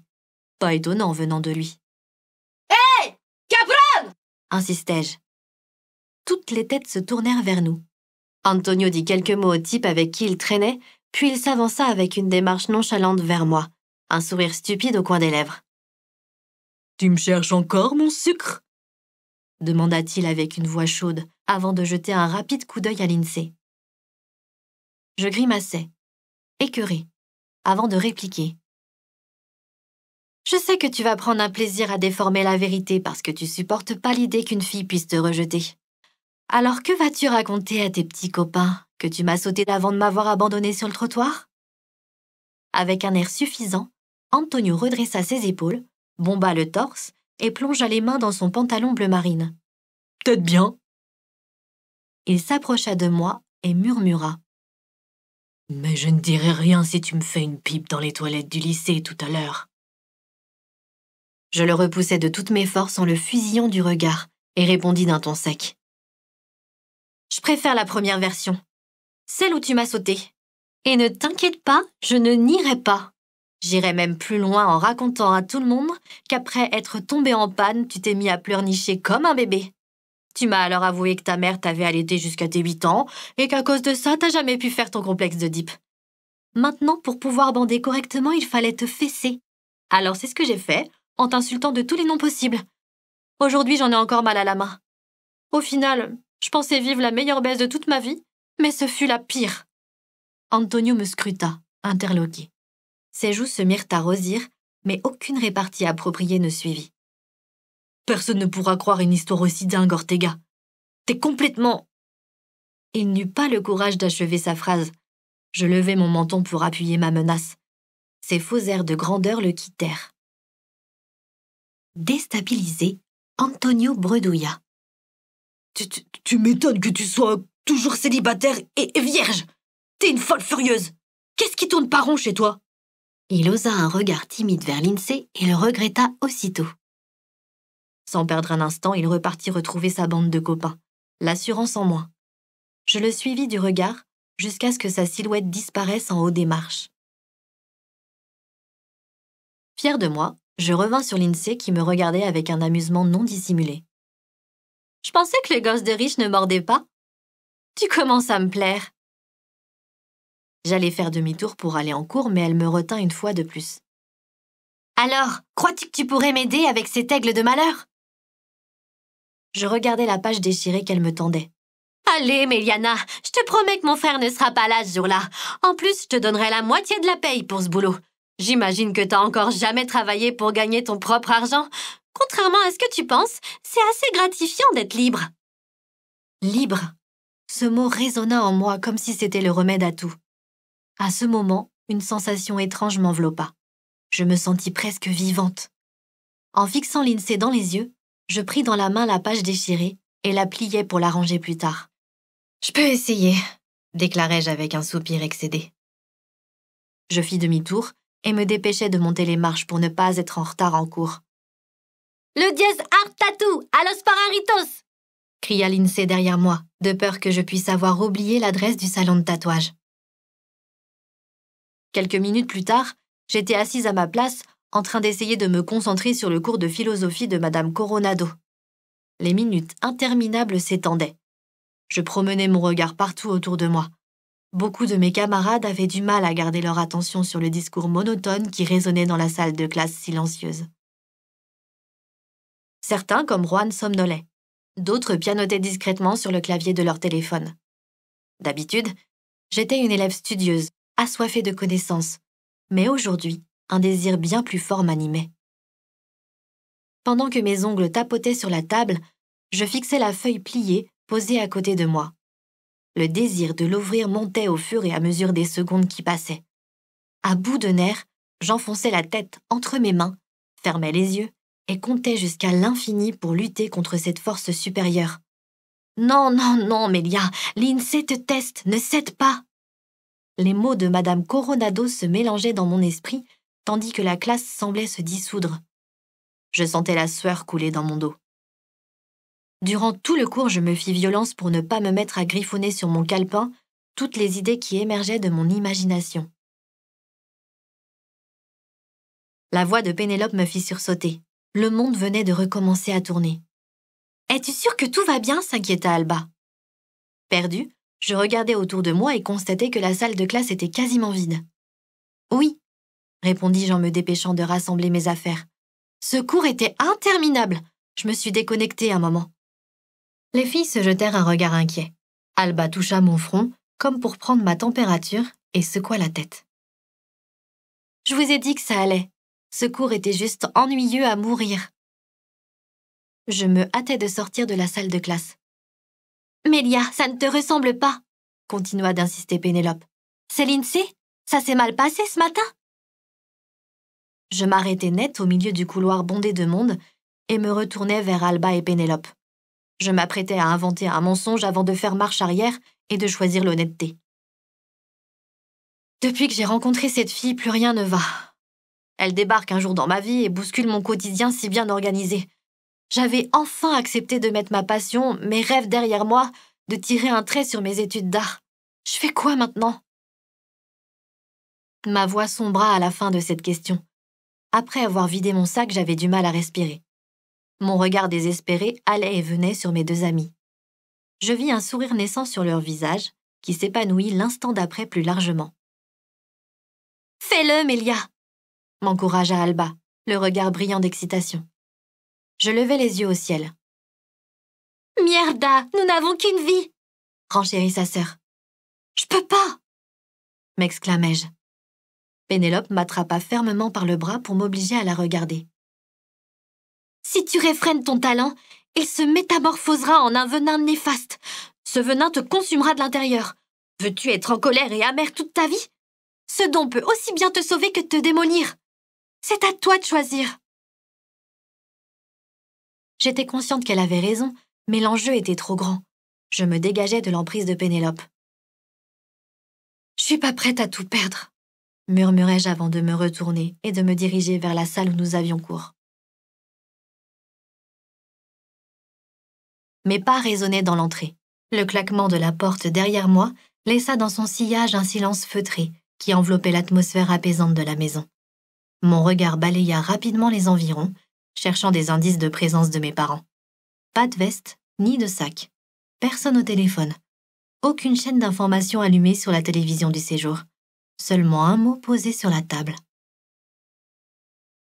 Je reconnus la calligraphie délicate de ma mère. Elle m'annonçait qu'elle rentrerait tard et que mon père était une fois de plus de garde à l'hôpital. Rien d'exceptionnel. Un discret sourire étira mes lèvres. Ce soir, j'étais libre de toute contrainte, de tout discours moralisateur. Je n'aurais pas eu le courage d'entendre les attentes rigides de mes parents, m'expliquant à quel point il était important de se conformer aux normes de la haute société. Un frisson d'excitation me parcourut. Je laissai le mot sur la table et me dirigeai vers ma chambre. Chaque pas que je faisais me rapprochait d'une libération imminente. Je m'étais battue toute la journée contre cette envie irrépressible d'ouvrir la feuille de Lindsay. Cette pulsion de me mettre à dessiner n'avait cessé de me dévorer ces dernières heures. Je m'approchai de la fenêtre et tirai les rideaux pour laisser entrer les derniers rayons de soleil. Une douce lumière orangée se répandit dans la pièce jusqu'à mon bureau qui semblait m'inviter à prendre place pour commencer le travail. Je sortis de mes affaires mon calepin, ainsi que la page déchirée de Lindsay, et partis m'asseoir. Pendant un moment, je contemplais chaque millimètre de ce dessin. Cet aigle était parfait. Plus royal, plus agressif, avait demandé la cliente. Je fermais les yeux, laissais mon imagination faire les tracés dans le vide. Dans le plus grand brouillon, le rapace se dessinait petit à petit dans mon esprit, jusqu'à prendre complètement forme. Je rouvris les yeux, pris un crayon. J'étais prête à donner vie à ce projet artistique. Chapitre 8. Comme la dernière fois où j'étais venue, la musique résonnait bruyamment dans l'entrée. Installée debout, derrière le comptoir, Lindsay fit mine d'être surprise de me voir débarquer au salon de tatouage en fin d'après-midi. Une légère excitation mêlée à l'appréhension ne m'avait pas quittée depuis mon réveil ce matin. Résolue à relever le défi qu'elle m'avait donné 3 jours plus tôt, j'avais consacré toutes mes soirées à la réalisation de ce dessin. « Tiens !» dit-elle en posant sur le comptoir un carton. « Je t'avais complètement oublié. Nous sommes déjà jeudi ?» J'esquivai la question, sachant pertinemment qu'elle m'attendait depuis des heures, et déclarai d'une voix pressée. « J'ai pas beaucoup de temps, donc faisons vite. » Mon regard balaya la pièce pour vérifier que nous étions bien seuls et qu'il n'était pas là. Puis je m'avançai vers Lindsay pour lui remettre ce qu'elle m'avait demandé. Avec un geste d'impatience, elle attrapa la feuille que je lui tendis et se dépêcha de découvrir le griffon que j'avais dessiné. Sa réaction fut immédiate. Elle recula légèrement, visiblement stupéfaite. Ses lèvres s'entr'ouvrirent doucement. « Putain !» souffla-t-elle en partant baisser le volume sonore de la chaîne hi-fi. Elle pencha la tête à droite, puis à gauche pour mieux observer les détails. « Il semble prêt à s'envoler du papier, c'est dingue !» commenta Lindsay tout en gardant les yeux rivés sur le griffon. « Ces griffes, ces zones d'ombre, tous les détails paraissent si réels !» Les mots de Lindsay, empreints d'émerveillement, résonnèrent en moi comme une délivrance divine. Je laissai échapper le souffle bloqué dans ma gorge. La jeune femme releva alors son visage sur moi. « Je comprends maintenant ce que ma cliente voulait dire. À côté, mon aigle a l'air ridicule. Mierda, pourquoi n'ai-je pas pensé au griffon avant ?» Je levai les yeux et parcourus les murs. Parmi tous les dessins qui y étaient accrochés, certains étaient d'elle. Ils étaient tous magnifiques. « T'aurais pu y arriver. T'as beaucoup plus de talent que moi, » répondis-je sur un ton absent. Lindsay mit la feuille sur le côté et posa ses avant-bras sur le comptoir. Elle me lança avec un sourire en coin. « Avoue que t'as aimé ça. » Je haussai les épaules et soupirai. « J'aime dessiner, c'est pas un secret. » « Mélia, arrête! Avoue que t'as aimé ce challenge. J'en suis sûre que tu rêverais de voir ton griffon sur l'épaule de ma cliente quand j'aurai fini de le tatouer. » Ça y est, elle recommençait. Je secouai la tête et m'écartai du comptoir. « Je sais ce que t'essayes de faire, Lindsay, mais j'arrête là. C'est la seule fois où je te donnais un coup de main. D'ailleurs, je veux l'argent que tu m'as promis. » Je tendis la main. Lindsay éclata de rire, puis sortit de sous le comptoir une enveloppe marron qu'elle m'apporta. Sa tenue minimaliste, comme son collant en résille troué, ne me sauta pas aux yeux aujourd'hui. Je ne voyais qu'une artiste passionnée. « Écoute, Mélia, au sujet du concours... » Et une femme tenace. Je levai les yeux au ciel et ouvris la bouche, mais elle me devança en agitant les mains dans tous les sens. Je sais, tu veux pas en entendre parler, mais nous avons franchi un cap toutes les deux. Nous avons collaboré et t'as pris ton pied. Je te propose de tenir une fois, rien qu'une fois, une machine dans tes mains et de découvrir la sensation que ça procure. Peut-être que t'aimerais ça ? Sa question resta suspendue dans l'air. Je ne savais plus trop ce que je voulais. Lindsay me dévisagea longuement, essayant de découvrir quelque chose qui laissait entrevoir un soupçon d'espoir. À cet instant, sa vie tout entière paraissait suspendue à mes lèvres. Hésitante, je secouai doucement la tête, puis balbutiai. Peut-être que... Le bruit de la porte derrière moi m'empêcha de terminer ma phrase. Le visage de Lindsay se décomposa. Inquiète, je me retournai brusquement et vis Josh franchir le pas de la porte, suivi de Diez et d'un homme d'une trentaine d'années à la longue barbe rousse, au look tout aussi sophistiqué et rock'n'roll que les trois autres. Je blêmis et priai pour me rendre invisible. Si Josh me salua de loin timidement, Diez, lui, me parcourut de la tête aux pieds avant de rapporter son attention sur sa sœur. Il semblait tendu et épuisé. Je me retournai vers Lindsay et la fixai sans comprendre. « Tu m'avais dit qu'il ne serait pas là ?» lui lançai-je à voix basse. Avec un soupir qui trahissait son peu d'enthousiasme, elle répondit. Visiblement, son programme a changé. Qu'est-ce qu'elle fait là ? À la manière dont l'homme démon posa cette question, on aurait cru qu'un répugnant poisson avait franchi ses lèvres. Mélia, elle s'appelle Mélia, le reprit sa sœur. Et je lui demande encore une fois de venir compléter notre équipe. Je lui fis les gros yeux pour lui intimer de se taire. Lindsay me mettait dans des histoires dans lesquelles je n'avais nullement envie d'être. Elle peut repartir. Si tu veux apprendre à coudre ou à boire le thé, t'as qu'à l'accompagner. Mon cœur remonta à ma gorge. Je luttais contre la colère qui grimpait en moi. Lindsay jura entre ses dents avant de rugir. « Va te faire foutre, Diez ! Tu veux gagner ce concours, oui ou non ?»« Pas avec ce genre de fille !» Ce genre de fille ? Excédé, je me retournai vers ce type et le fusillai du regard. Mélia a plus de talent que n'importe qui en dessin. Tu ne nous laisses aucune chance. Voici Mario, un tatoueur de Madrid. Il va venir bosser avec nous, afin de s'entraîner pour la Tiger Cup. Il est bon. Je t'avais dit que j'allais trouver quelqu'un pour remplacer Mandy. Lindsay s'avança d'un pas menaçant vers son frère. « Je veux pas de Mario !» Mes yeux se posèrent sur Josh, aussi embarrassé que le Mario en question. Diez éleva la voix. « Le monde du tatouage a besoin de bien plus que du talent. C'est un monde, une manière de vivre, des usages différents de la bonne société dans laquelle vit cette fille. Enfin, regarde-la, Lindsay. Elle ressemble à ta poupée Baby Doll que t'avais quand t'étais gamine. C'est une caricature à elle seule. » Ces mots firent mouche. À mon tour, je me dirigeai vers ce type détestable, le visage déformé par la rage. « Je t'emmerde. Je me laisserai pas insulter sans rien dire par quelqu'un qui a besoin de se couvrir le corps de tatouages pour se cacher. C'est toi, la caricature. Je suis heureuse de pas vous ressembler. » Heureusement, la musique comblait le silence qui suivit. Diez inclina la tête. Une ébauche de sourire incurva ses lèvres, ce qui le rendit insolemment séduisant. Je trouvais cette combinaison étrange et désagréable à la fois. Mal à l'aise, je détournai les yeux sur la porte que je voulais atteindre le plus vite possible pour sortir d'ici. « Vous ressemblez ?» répéta Diez sur un ton presque amusé. « Baby Doll et pimenté. » Mes yeux se rétrécirent en deux petites fentes.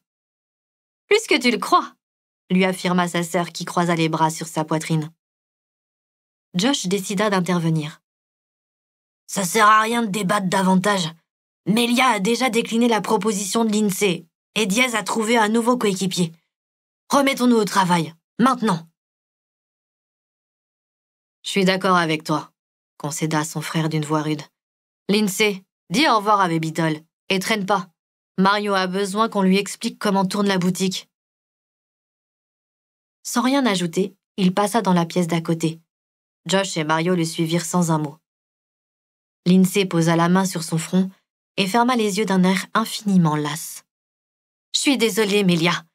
Mon frère est parfois maladroit. » J'arquai un sourcil. « Maladroit ? Le mot est faible. Je le déteste. » « Avant qu'il n'arrive, tu allais accepter d'intégrer notre équipe. Ne dis pas le contraire, je l'ai senti. » Je levai une main en l'air, détournai les yeux et pris le temps de choisir mes mots. « Lindsay, ton frère a trouvé quelqu'un d'autre. C'est une bonne nouvelle qui arrange tout le monde. Je suis heureuse d'avoir fait ta connaissance. » Je lui adressai un pâle sourire et me dirigeai avec hâte vers la sortie. Encore une fois, Lindsay me rattrapa. Elle m'empoigna par l'épaule et me força à me retourner. « Les inscriptions se clôturent demain, à 22h, au Dragdale. Diez et tout le groupe y seront pour boire des coups. Moi, je t'attendrai là-bas pour que tu signes ce foutu formulaire. » Je me dégageai vivement. « Adieu, Lindsay !» Quand la porte se referma derrière moi, je fus submergée en premier par une vague de soulagement, puis de colère et de déception. Bon sang, qu'est-ce qui tournait pas rond chez moi?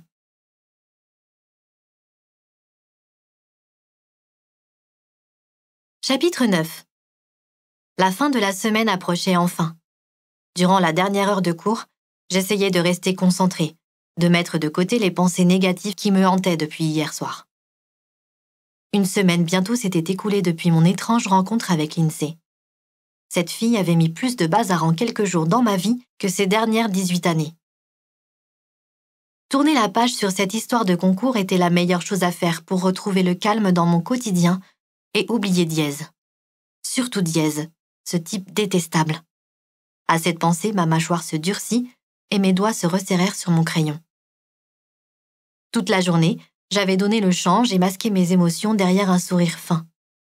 Personne ne devait savoir à quel point les paroles blessantes du frère de Lindsay avaient affecté mon estime et mon assurance. Son arrogance m'avait touchée en plein cœur, remettant en question mes compétences artistiques et mon talent. Je ne voulais plus avoir affaire à cette famille. Il était temps pour moi de redescendre sur terre et de me concentrer sur les choses qui comptaient vraiment pour moi, mon avenir. La sonnerie de la fin des cours retentit, un sentiment de soulagement m'envahit. En rangeant mes affaires dans mon sac, je me sentais légère, comme si j'avais enfin la possibilité de respirer à nouveau. La perspective de sortir à la comète ce soir avec mes amis m'enchantait. J'adorais faire du patin à roulettes dans ce complexe qui était un des endroits préférés de la jeunesse sévillane. Je me dépêchais ensuite de rejoindre Pénélope à sa table. Elle finissait de noter quelque chose dans son agenda. « Je vais passer par la maison pour me changer. Après, je vous rejoins chez vous ?» Mon amie se leva et rangea en vitesse ses affaires.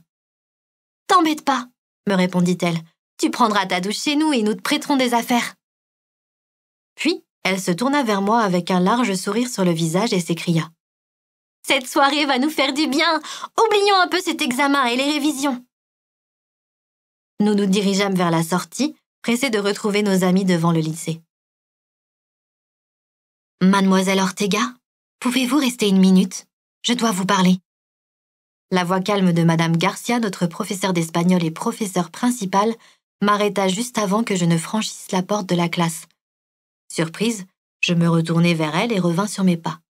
« Je t'attends dehors, » me souffla Pénélope, qui avait hâte de savoir ce que Madame Garcia me voulait. Lorsque la salle fut entièrement vidée de ses élèves, ma professeure vint s'appuyer contre le bureau. C'était une femme élégante d'une 40aine d'années. Malgré la chaleur étouffante de ce mois de mai, elle avait réussi à dompter ses cheveux en une coiffure soignée. Elle portait une robe légère et fluide aux motifs floraux qui lui donnaient une allure raffinée et estivale. Après avoir pris une profonde inspiration, Madame Garcia commença à parler d'une voix douce, empreinte de bienveillance. « Méliana, tout au long de l'année, j'ai pu observer ton talent exceptionnel, ta détermination et ta persévérance. Tu es sans aucun doute l'une des élèves les plus brillantes de ta promotion, et tes résultats scolaires sont remarquables, » déclara-t-elle toujours avec un sourire encourageant. J'avais travaillé dur pour obtenir ces résultats. C'était gratifiant de voir ma persévérance reconnue par ma professeure principale. Cependant, ces mots prirent rapidement une tournure inattendue. C'est pourquoi l'équipe pédagogique et le directeur de l'établissement pensent que tu mérites de prononcer le discours lors de la cérémonie de remise des diplômes de fin d'année. Je restais interdite, mes yeux fixés sur elle. Je ne m'attendais pas du tout à cette proposition. J'imaginais déjà la joie sur le visage de mes parents ce jour-là. « Votre proposition me touche beaucoup. C'est un honneur, » balbutiai-je. Je ne peux que me sentir chanceuse d'avoir été choisie parmi tous les élèves de terminale. Madame Garcia agita sa main dans l'air et se mit à rire. Ah, nous n'avions pas vraiment d'autre nom en tête. Les autres élèves sont des rêveurs invétérés et imprévisibles. Avec toi, nous ne prenons pas de risques. Nous savons que tu es programmée pour faire ce que l'on te demande, c'est-à-dire être la meilleure. Je me posais la question à savoir si sa remarque relevait du compliment. Personne ne se rendait compte du vide existentiel qui m'habitait et que je n'arrivais pas à combler. J'ouvris la bouche pour répondre, mais aucun son n'en sortit. Les mots me manquaient. Comment pouvais-je expliquer à Madame Garcia que j'étais bien plus qu'une élève brillante, que je voulais vivre une vie remplie de surprises? Une ombre de lassitude passa sur mon visage. Ma professeure remarqua mon expression et revint aussitôt sur ses paroles. « Tu es bien plus qu'une élève brillante, Méliana. Tu as parfaitement rempli ton rôle de présidente des organisations d'étudiantes depuis ces 3 dernières années. Peu de gens sont aussi appréciés que toi dans cet établissement. Tu penses toujours aux autres avant de penser à toi. » Il m'était impossible de me libérer de cette étiquette de prévisibilité, de cette image d'élève modèle. Sans se départir de son sourire, Madame Garcia se redressa et laissa retomber ses bras le long de son corps. « Je te laisse profiter de ton week-end. Tu peux aller fêter cette bonne nouvelle avec tes amis. » Je la remerciai et quittai la salle de classe, les yeux brouillés de larmes refoulées.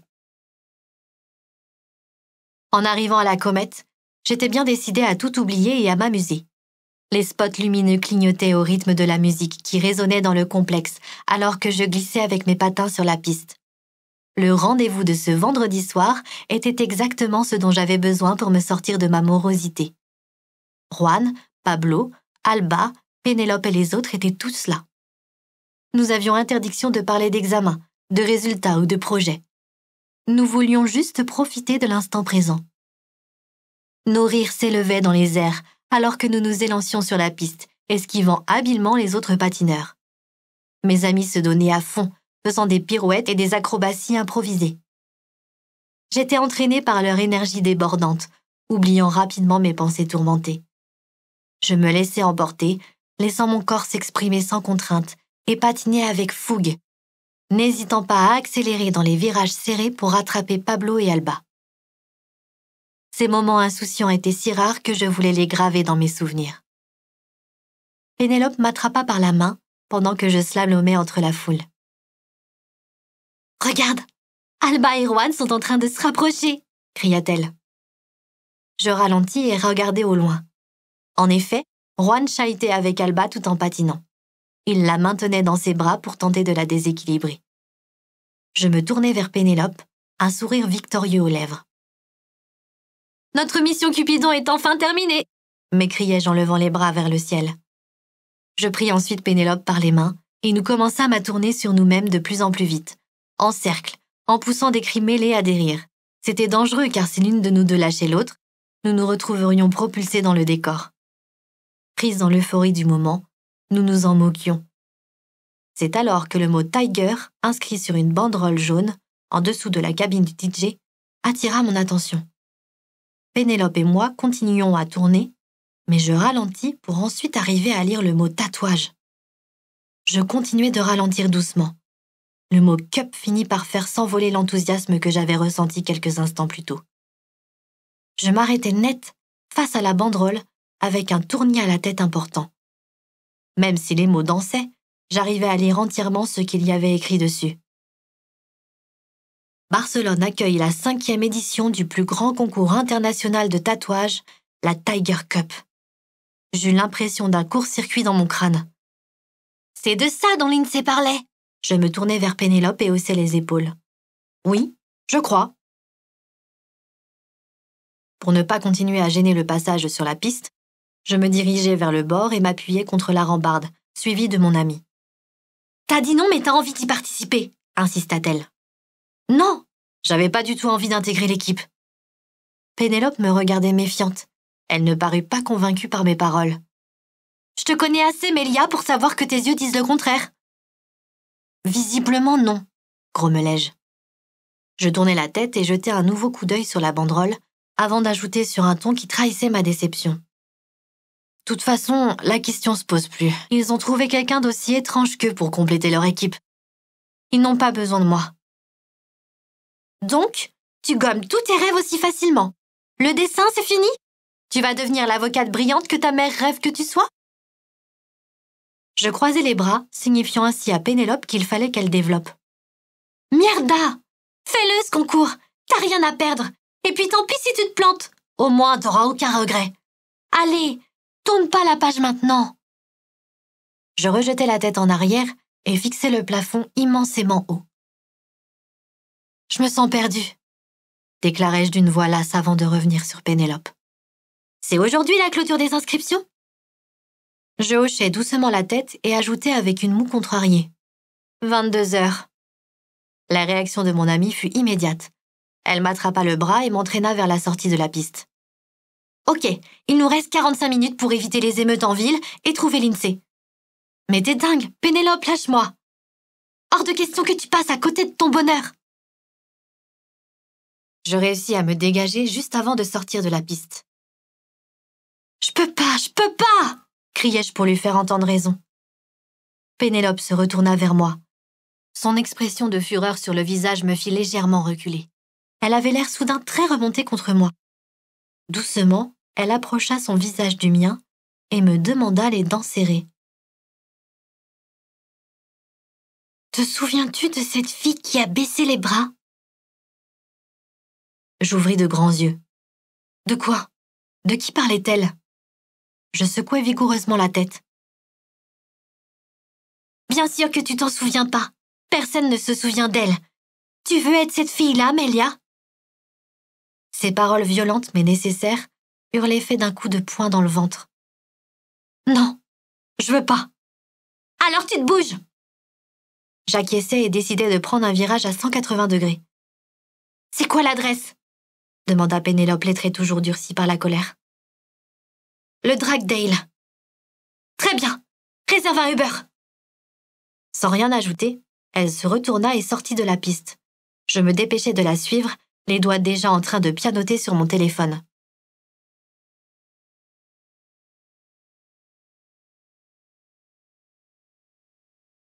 Chapitre 10. Nous arrivâmes à l'adresse que m'avait indiquée Lindsay. Le Dragdale était un pub typé rock et rempli de monde. La musique électrique, assourdissante, me brisait les oreilles. Postée à l'entrée, perdue, je sentais les regards curieux nous scruter, Pénélope et moi, des pieds à la tête. Notre apparence lisse ne nous permettait pas de nous fondre au milieu de cette population ultra-lookée, à la peau percée et tatouée de partout. « Mélia, regarde ça !» cria Pénélope à mon oreille, essayant de couvrir le bruit assourdissant de la musique. « C'est tellement différent de ce à quoi nous sommes habitués !» Après avoir rapidement parcouru l'endroit des yeux, je pris une profonde respiration pour me donner du courage, puis je me dirigeai d'un pas qui se voulait déterminé à l'extrémité du bar. Mon amie se rapprocha de moi et me cria que ce ne serait pas facile de trouver Lindsay au milieu de tout ce monde. Elle avait raison. Nous n'avions plus beaucoup de temps. Il fallait essayer de faire au plus vite.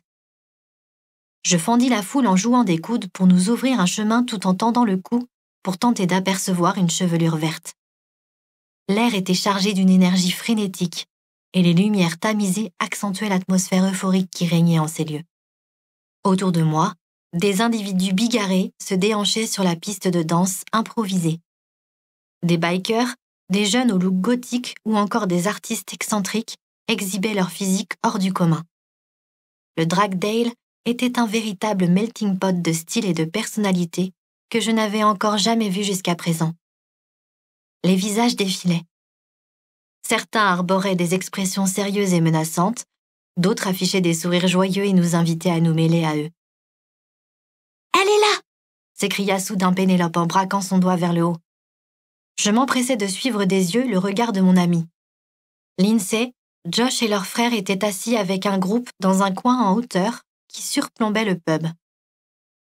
Je fronçai les sourcils en me rappelant les moments de tension et de confrontation entre Diaz et moi.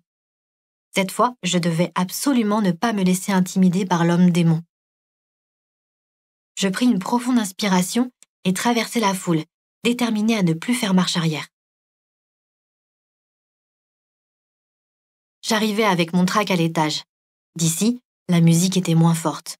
Plus je m'approchais du groupe composé d'une quinzaine de personnes, plus les battements de mon cœur s'accéléraient.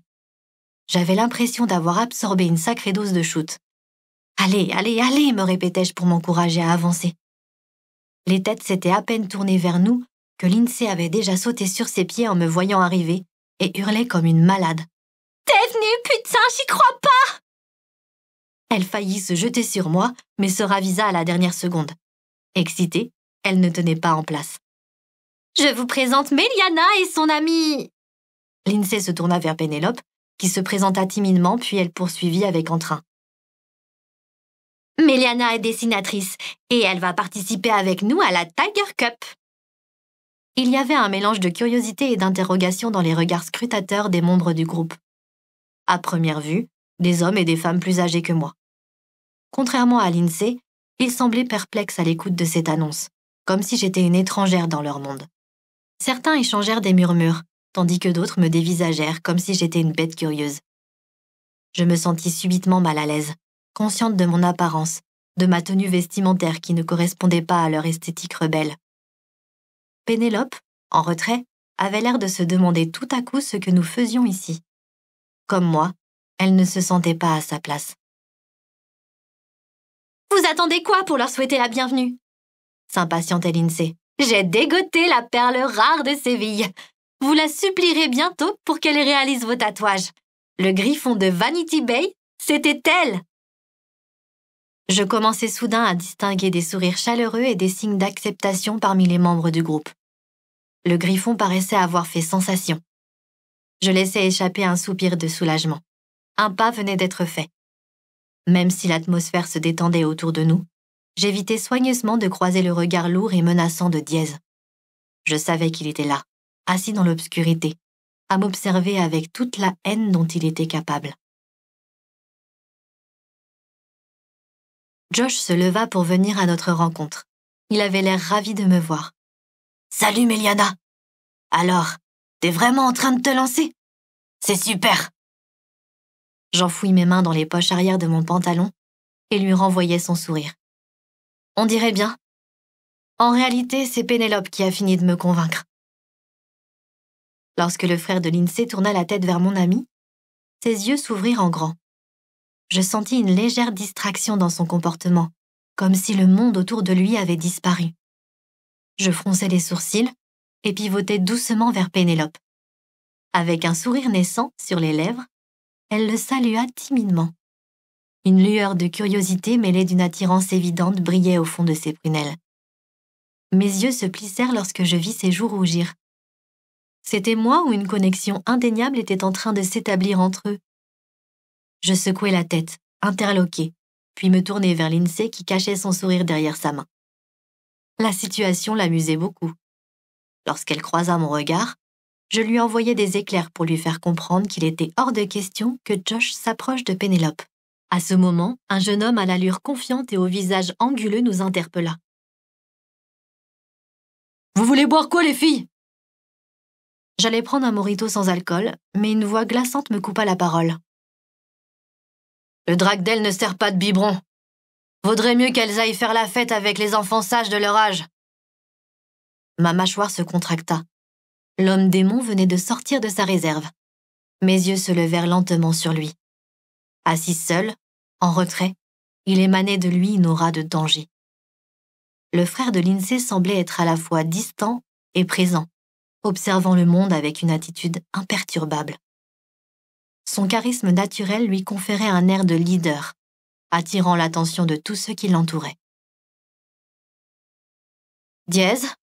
le saluai-je en espérant apaiser entre nous les tensions. Un rictus de mépris crispa ses traits, puis il but une longue gorgée de sa bière directement à la bouteille, avant de déclarer avec une mine condescendante. « Ma sœur n'a pas le dernier mot en ce qui concerne les membres de notre équipe. J'ai du mal à comprendre son obsession pour une fille comme toi qui n'a jamais touché une bobine de sa vie. »« Tu fais chier, Dièse !» intervient Lindsay furieuse. Son frère se leva, il me toisa avec morgue, avant de poser ses yeux chargés de défi et de colère sur sa sœur. Autour de nous, plus personne n'osait bouger ni parler. « Le choix te revient pas, Lindsay. » « Je fais confiance à mon instinct. T'as donné aucune chance à Meliana. Je refuse de participer à ce concours qui prend des airs de dictature. On ne m'impose rien à moi. » Dièse éleva la voix. « Donc t'es prête à nous envoyer droit dans le mur pour une fille qui ne connaît rien au monde du tatouage et qui vit dans un monde de privilégiés? Elle n'a pas les bases, le physique, ni les épaules pour ça, Lindsay. » Animé du seul désir de haine, il brûlait d'envie de me voir disparaître de la vie de sa sœur. Ce type commençait vraiment à me taper sur les nerfs. Prise par un vertige de colère, je m'avançai d'un pas. C'était plus fort que moi. Je devais lui répondre. « Très bien, la place se joue entre Mario et moi, c'est ça? Organisez un concours pour nous départager. Lancez-nous un défi. Celui qui le remporte sera officiellement inscrit à la Tiger Cup. » À côté de moi, Lindsay émit un sifflement appréciateur avant d'ajouter. « C'est une idée géniale. Je vote pour. »« Moi aussi, » dit Josh. « Au moins, il n'y aura pas de sujet à polémiquer après ça. » Les membres du groupe se consultaient avec des coups d'œil tout en hochant la tête. Ma proposition semblait être approuvée par tout le monde, sauf par Dièse qui me fixait sans ciller. Son regard à la température de l'azote liquide en disait long. Il se tourna vers sa sœur. « Nous n'avons pas le temps de jouer avec Baby Doll, » répondit-il avec un coup d'œil désapprobateur. « Raison de plus pour mettre un terme à notre désaccord le plus vite possible. » Dièse fusilla Lindsay du regard, puis réprima un mouvement d'humeur. « Une semaine !» grogna-t-il entre ses dents en pointant son index vers le bas. Sa sœur croisa les bras sur sa poitrine et leva le menton vers lui. « Je veux 2 semaines, négocia-t-elle, et avec la machine rotative. » Diez secoua la tête. 10 jours, avec la machine à cartouches. 1 semaine avec la machine rotative. À toi de voir. C'est à prendre ou à laisser. Lindsay le fixa quelques secondes. Elle semblait réfléchir à la meilleure solution. Diez pencha la tête sur le côté et interrogea sa sœur du regard. Finalement, c'est Josh qui trancha. 10 jours. La mâchoire serrée, Diez considéra son frère d'un œil soupçonneux. L'atmosphère se chargea brutalement d'une tension électrique. Je retins ma respiration jusqu'à ce qu'une voix féminine remplie de sarcasme résonne derrière moi. « Ces 2 brebis se sont-elles égarées ?» Je me retournai vers elle. Une jeune femme à la silhouette fine et élancée nous dépassa pour se diriger vers Diez. Ses talons hauts résonnaient sur le sol avec assurance. Mes yeux la parcoururent de haut en bas. Elle était vêtue d'un ensemble moulant en cuir noir, laissant entrevoir ses nombreux tatouages. La fermeture éclair de son haut descendait jusqu'à son nombril de façon à laisser déborder le plus possible sa poitrine. Chaque mouvement, chaque geste était calculé pour attirer l'attention sur elle. La jeune femme aux yeux gris posa son avant-bras sur l'épaule de Diez, puis parcourut des yeux le groupe avant de fixer son regard sombre sur moi. Ses lèvres, ourlées d'un noir vif, esquissèrent un sourire suffisant qui fait naître en moi une sensation de malaise. Sa longue chevelure blond platine encadrait son visage, mettant en valeur son maquillage prononcé qui accentuait son côté provocatrice. Son apparence était à la fois intimidante et séductrice. Un mélange déroutant de beauté et de vulgarité. « Tu es venue avec ta chienne ?» demanda-t-elle à Diez en continuant de me fixer avec défiance. Mon visage se figea. J'arquai les sourcils interloqués. Avais-je vraiment entendu les mots qui venaient de sortir de sa bouche? Des ricanements s'élevèrent.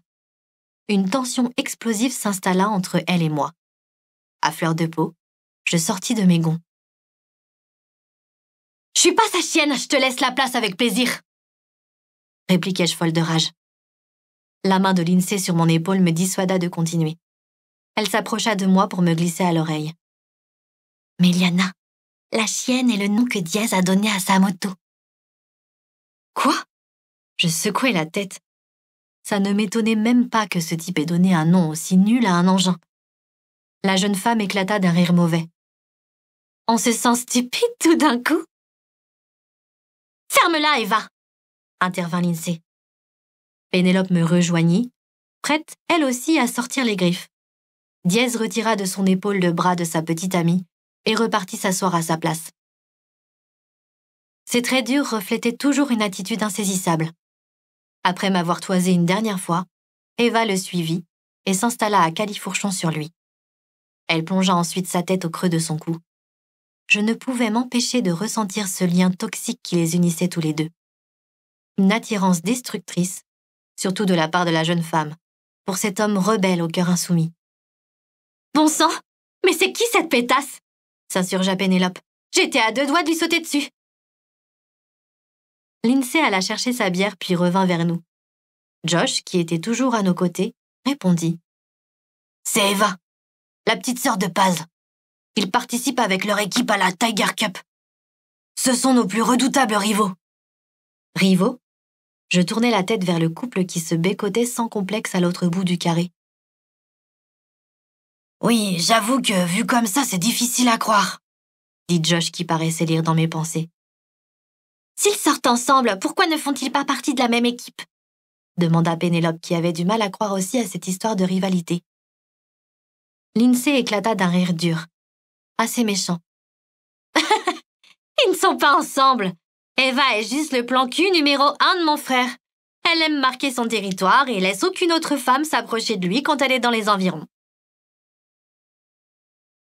Je sentais dans la voix de Lindsay tout le mépris à son égard, ainsi que la volonté de vouloir la rabaisser. Elle but une gorgée de sa bière puis changea de sujet. « Bon, allons voir Brady.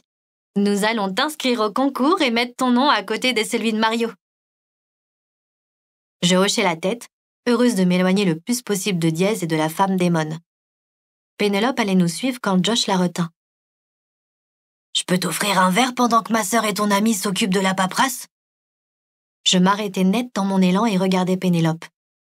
Elle cligna des yeux, déstabilisée. « Je sais pas trop, » bégaya-t-elle. Elle se tourna vers moi. Je l'avertis d'un regard, mais Josh s'empressa de la convaincre. « Y a des tables disponibles en bas. Le Dragdale fait les meilleurs cocktails de tout Séville. » Pénélope se pinça les lèvres. Elle regardait Josh, tiraillée. Je ne l'avais encore jamais vu comme ça. L'attraction entre eux était visible à des kilomètres. Lorsqu'elle accepta enfin, le visage de Josh s'illumina davantage. Lindsay soupira, leva les yeux au ciel, puis m'entraîna par le bras pour que je la suive. « Mes frères sont incorrigibles !»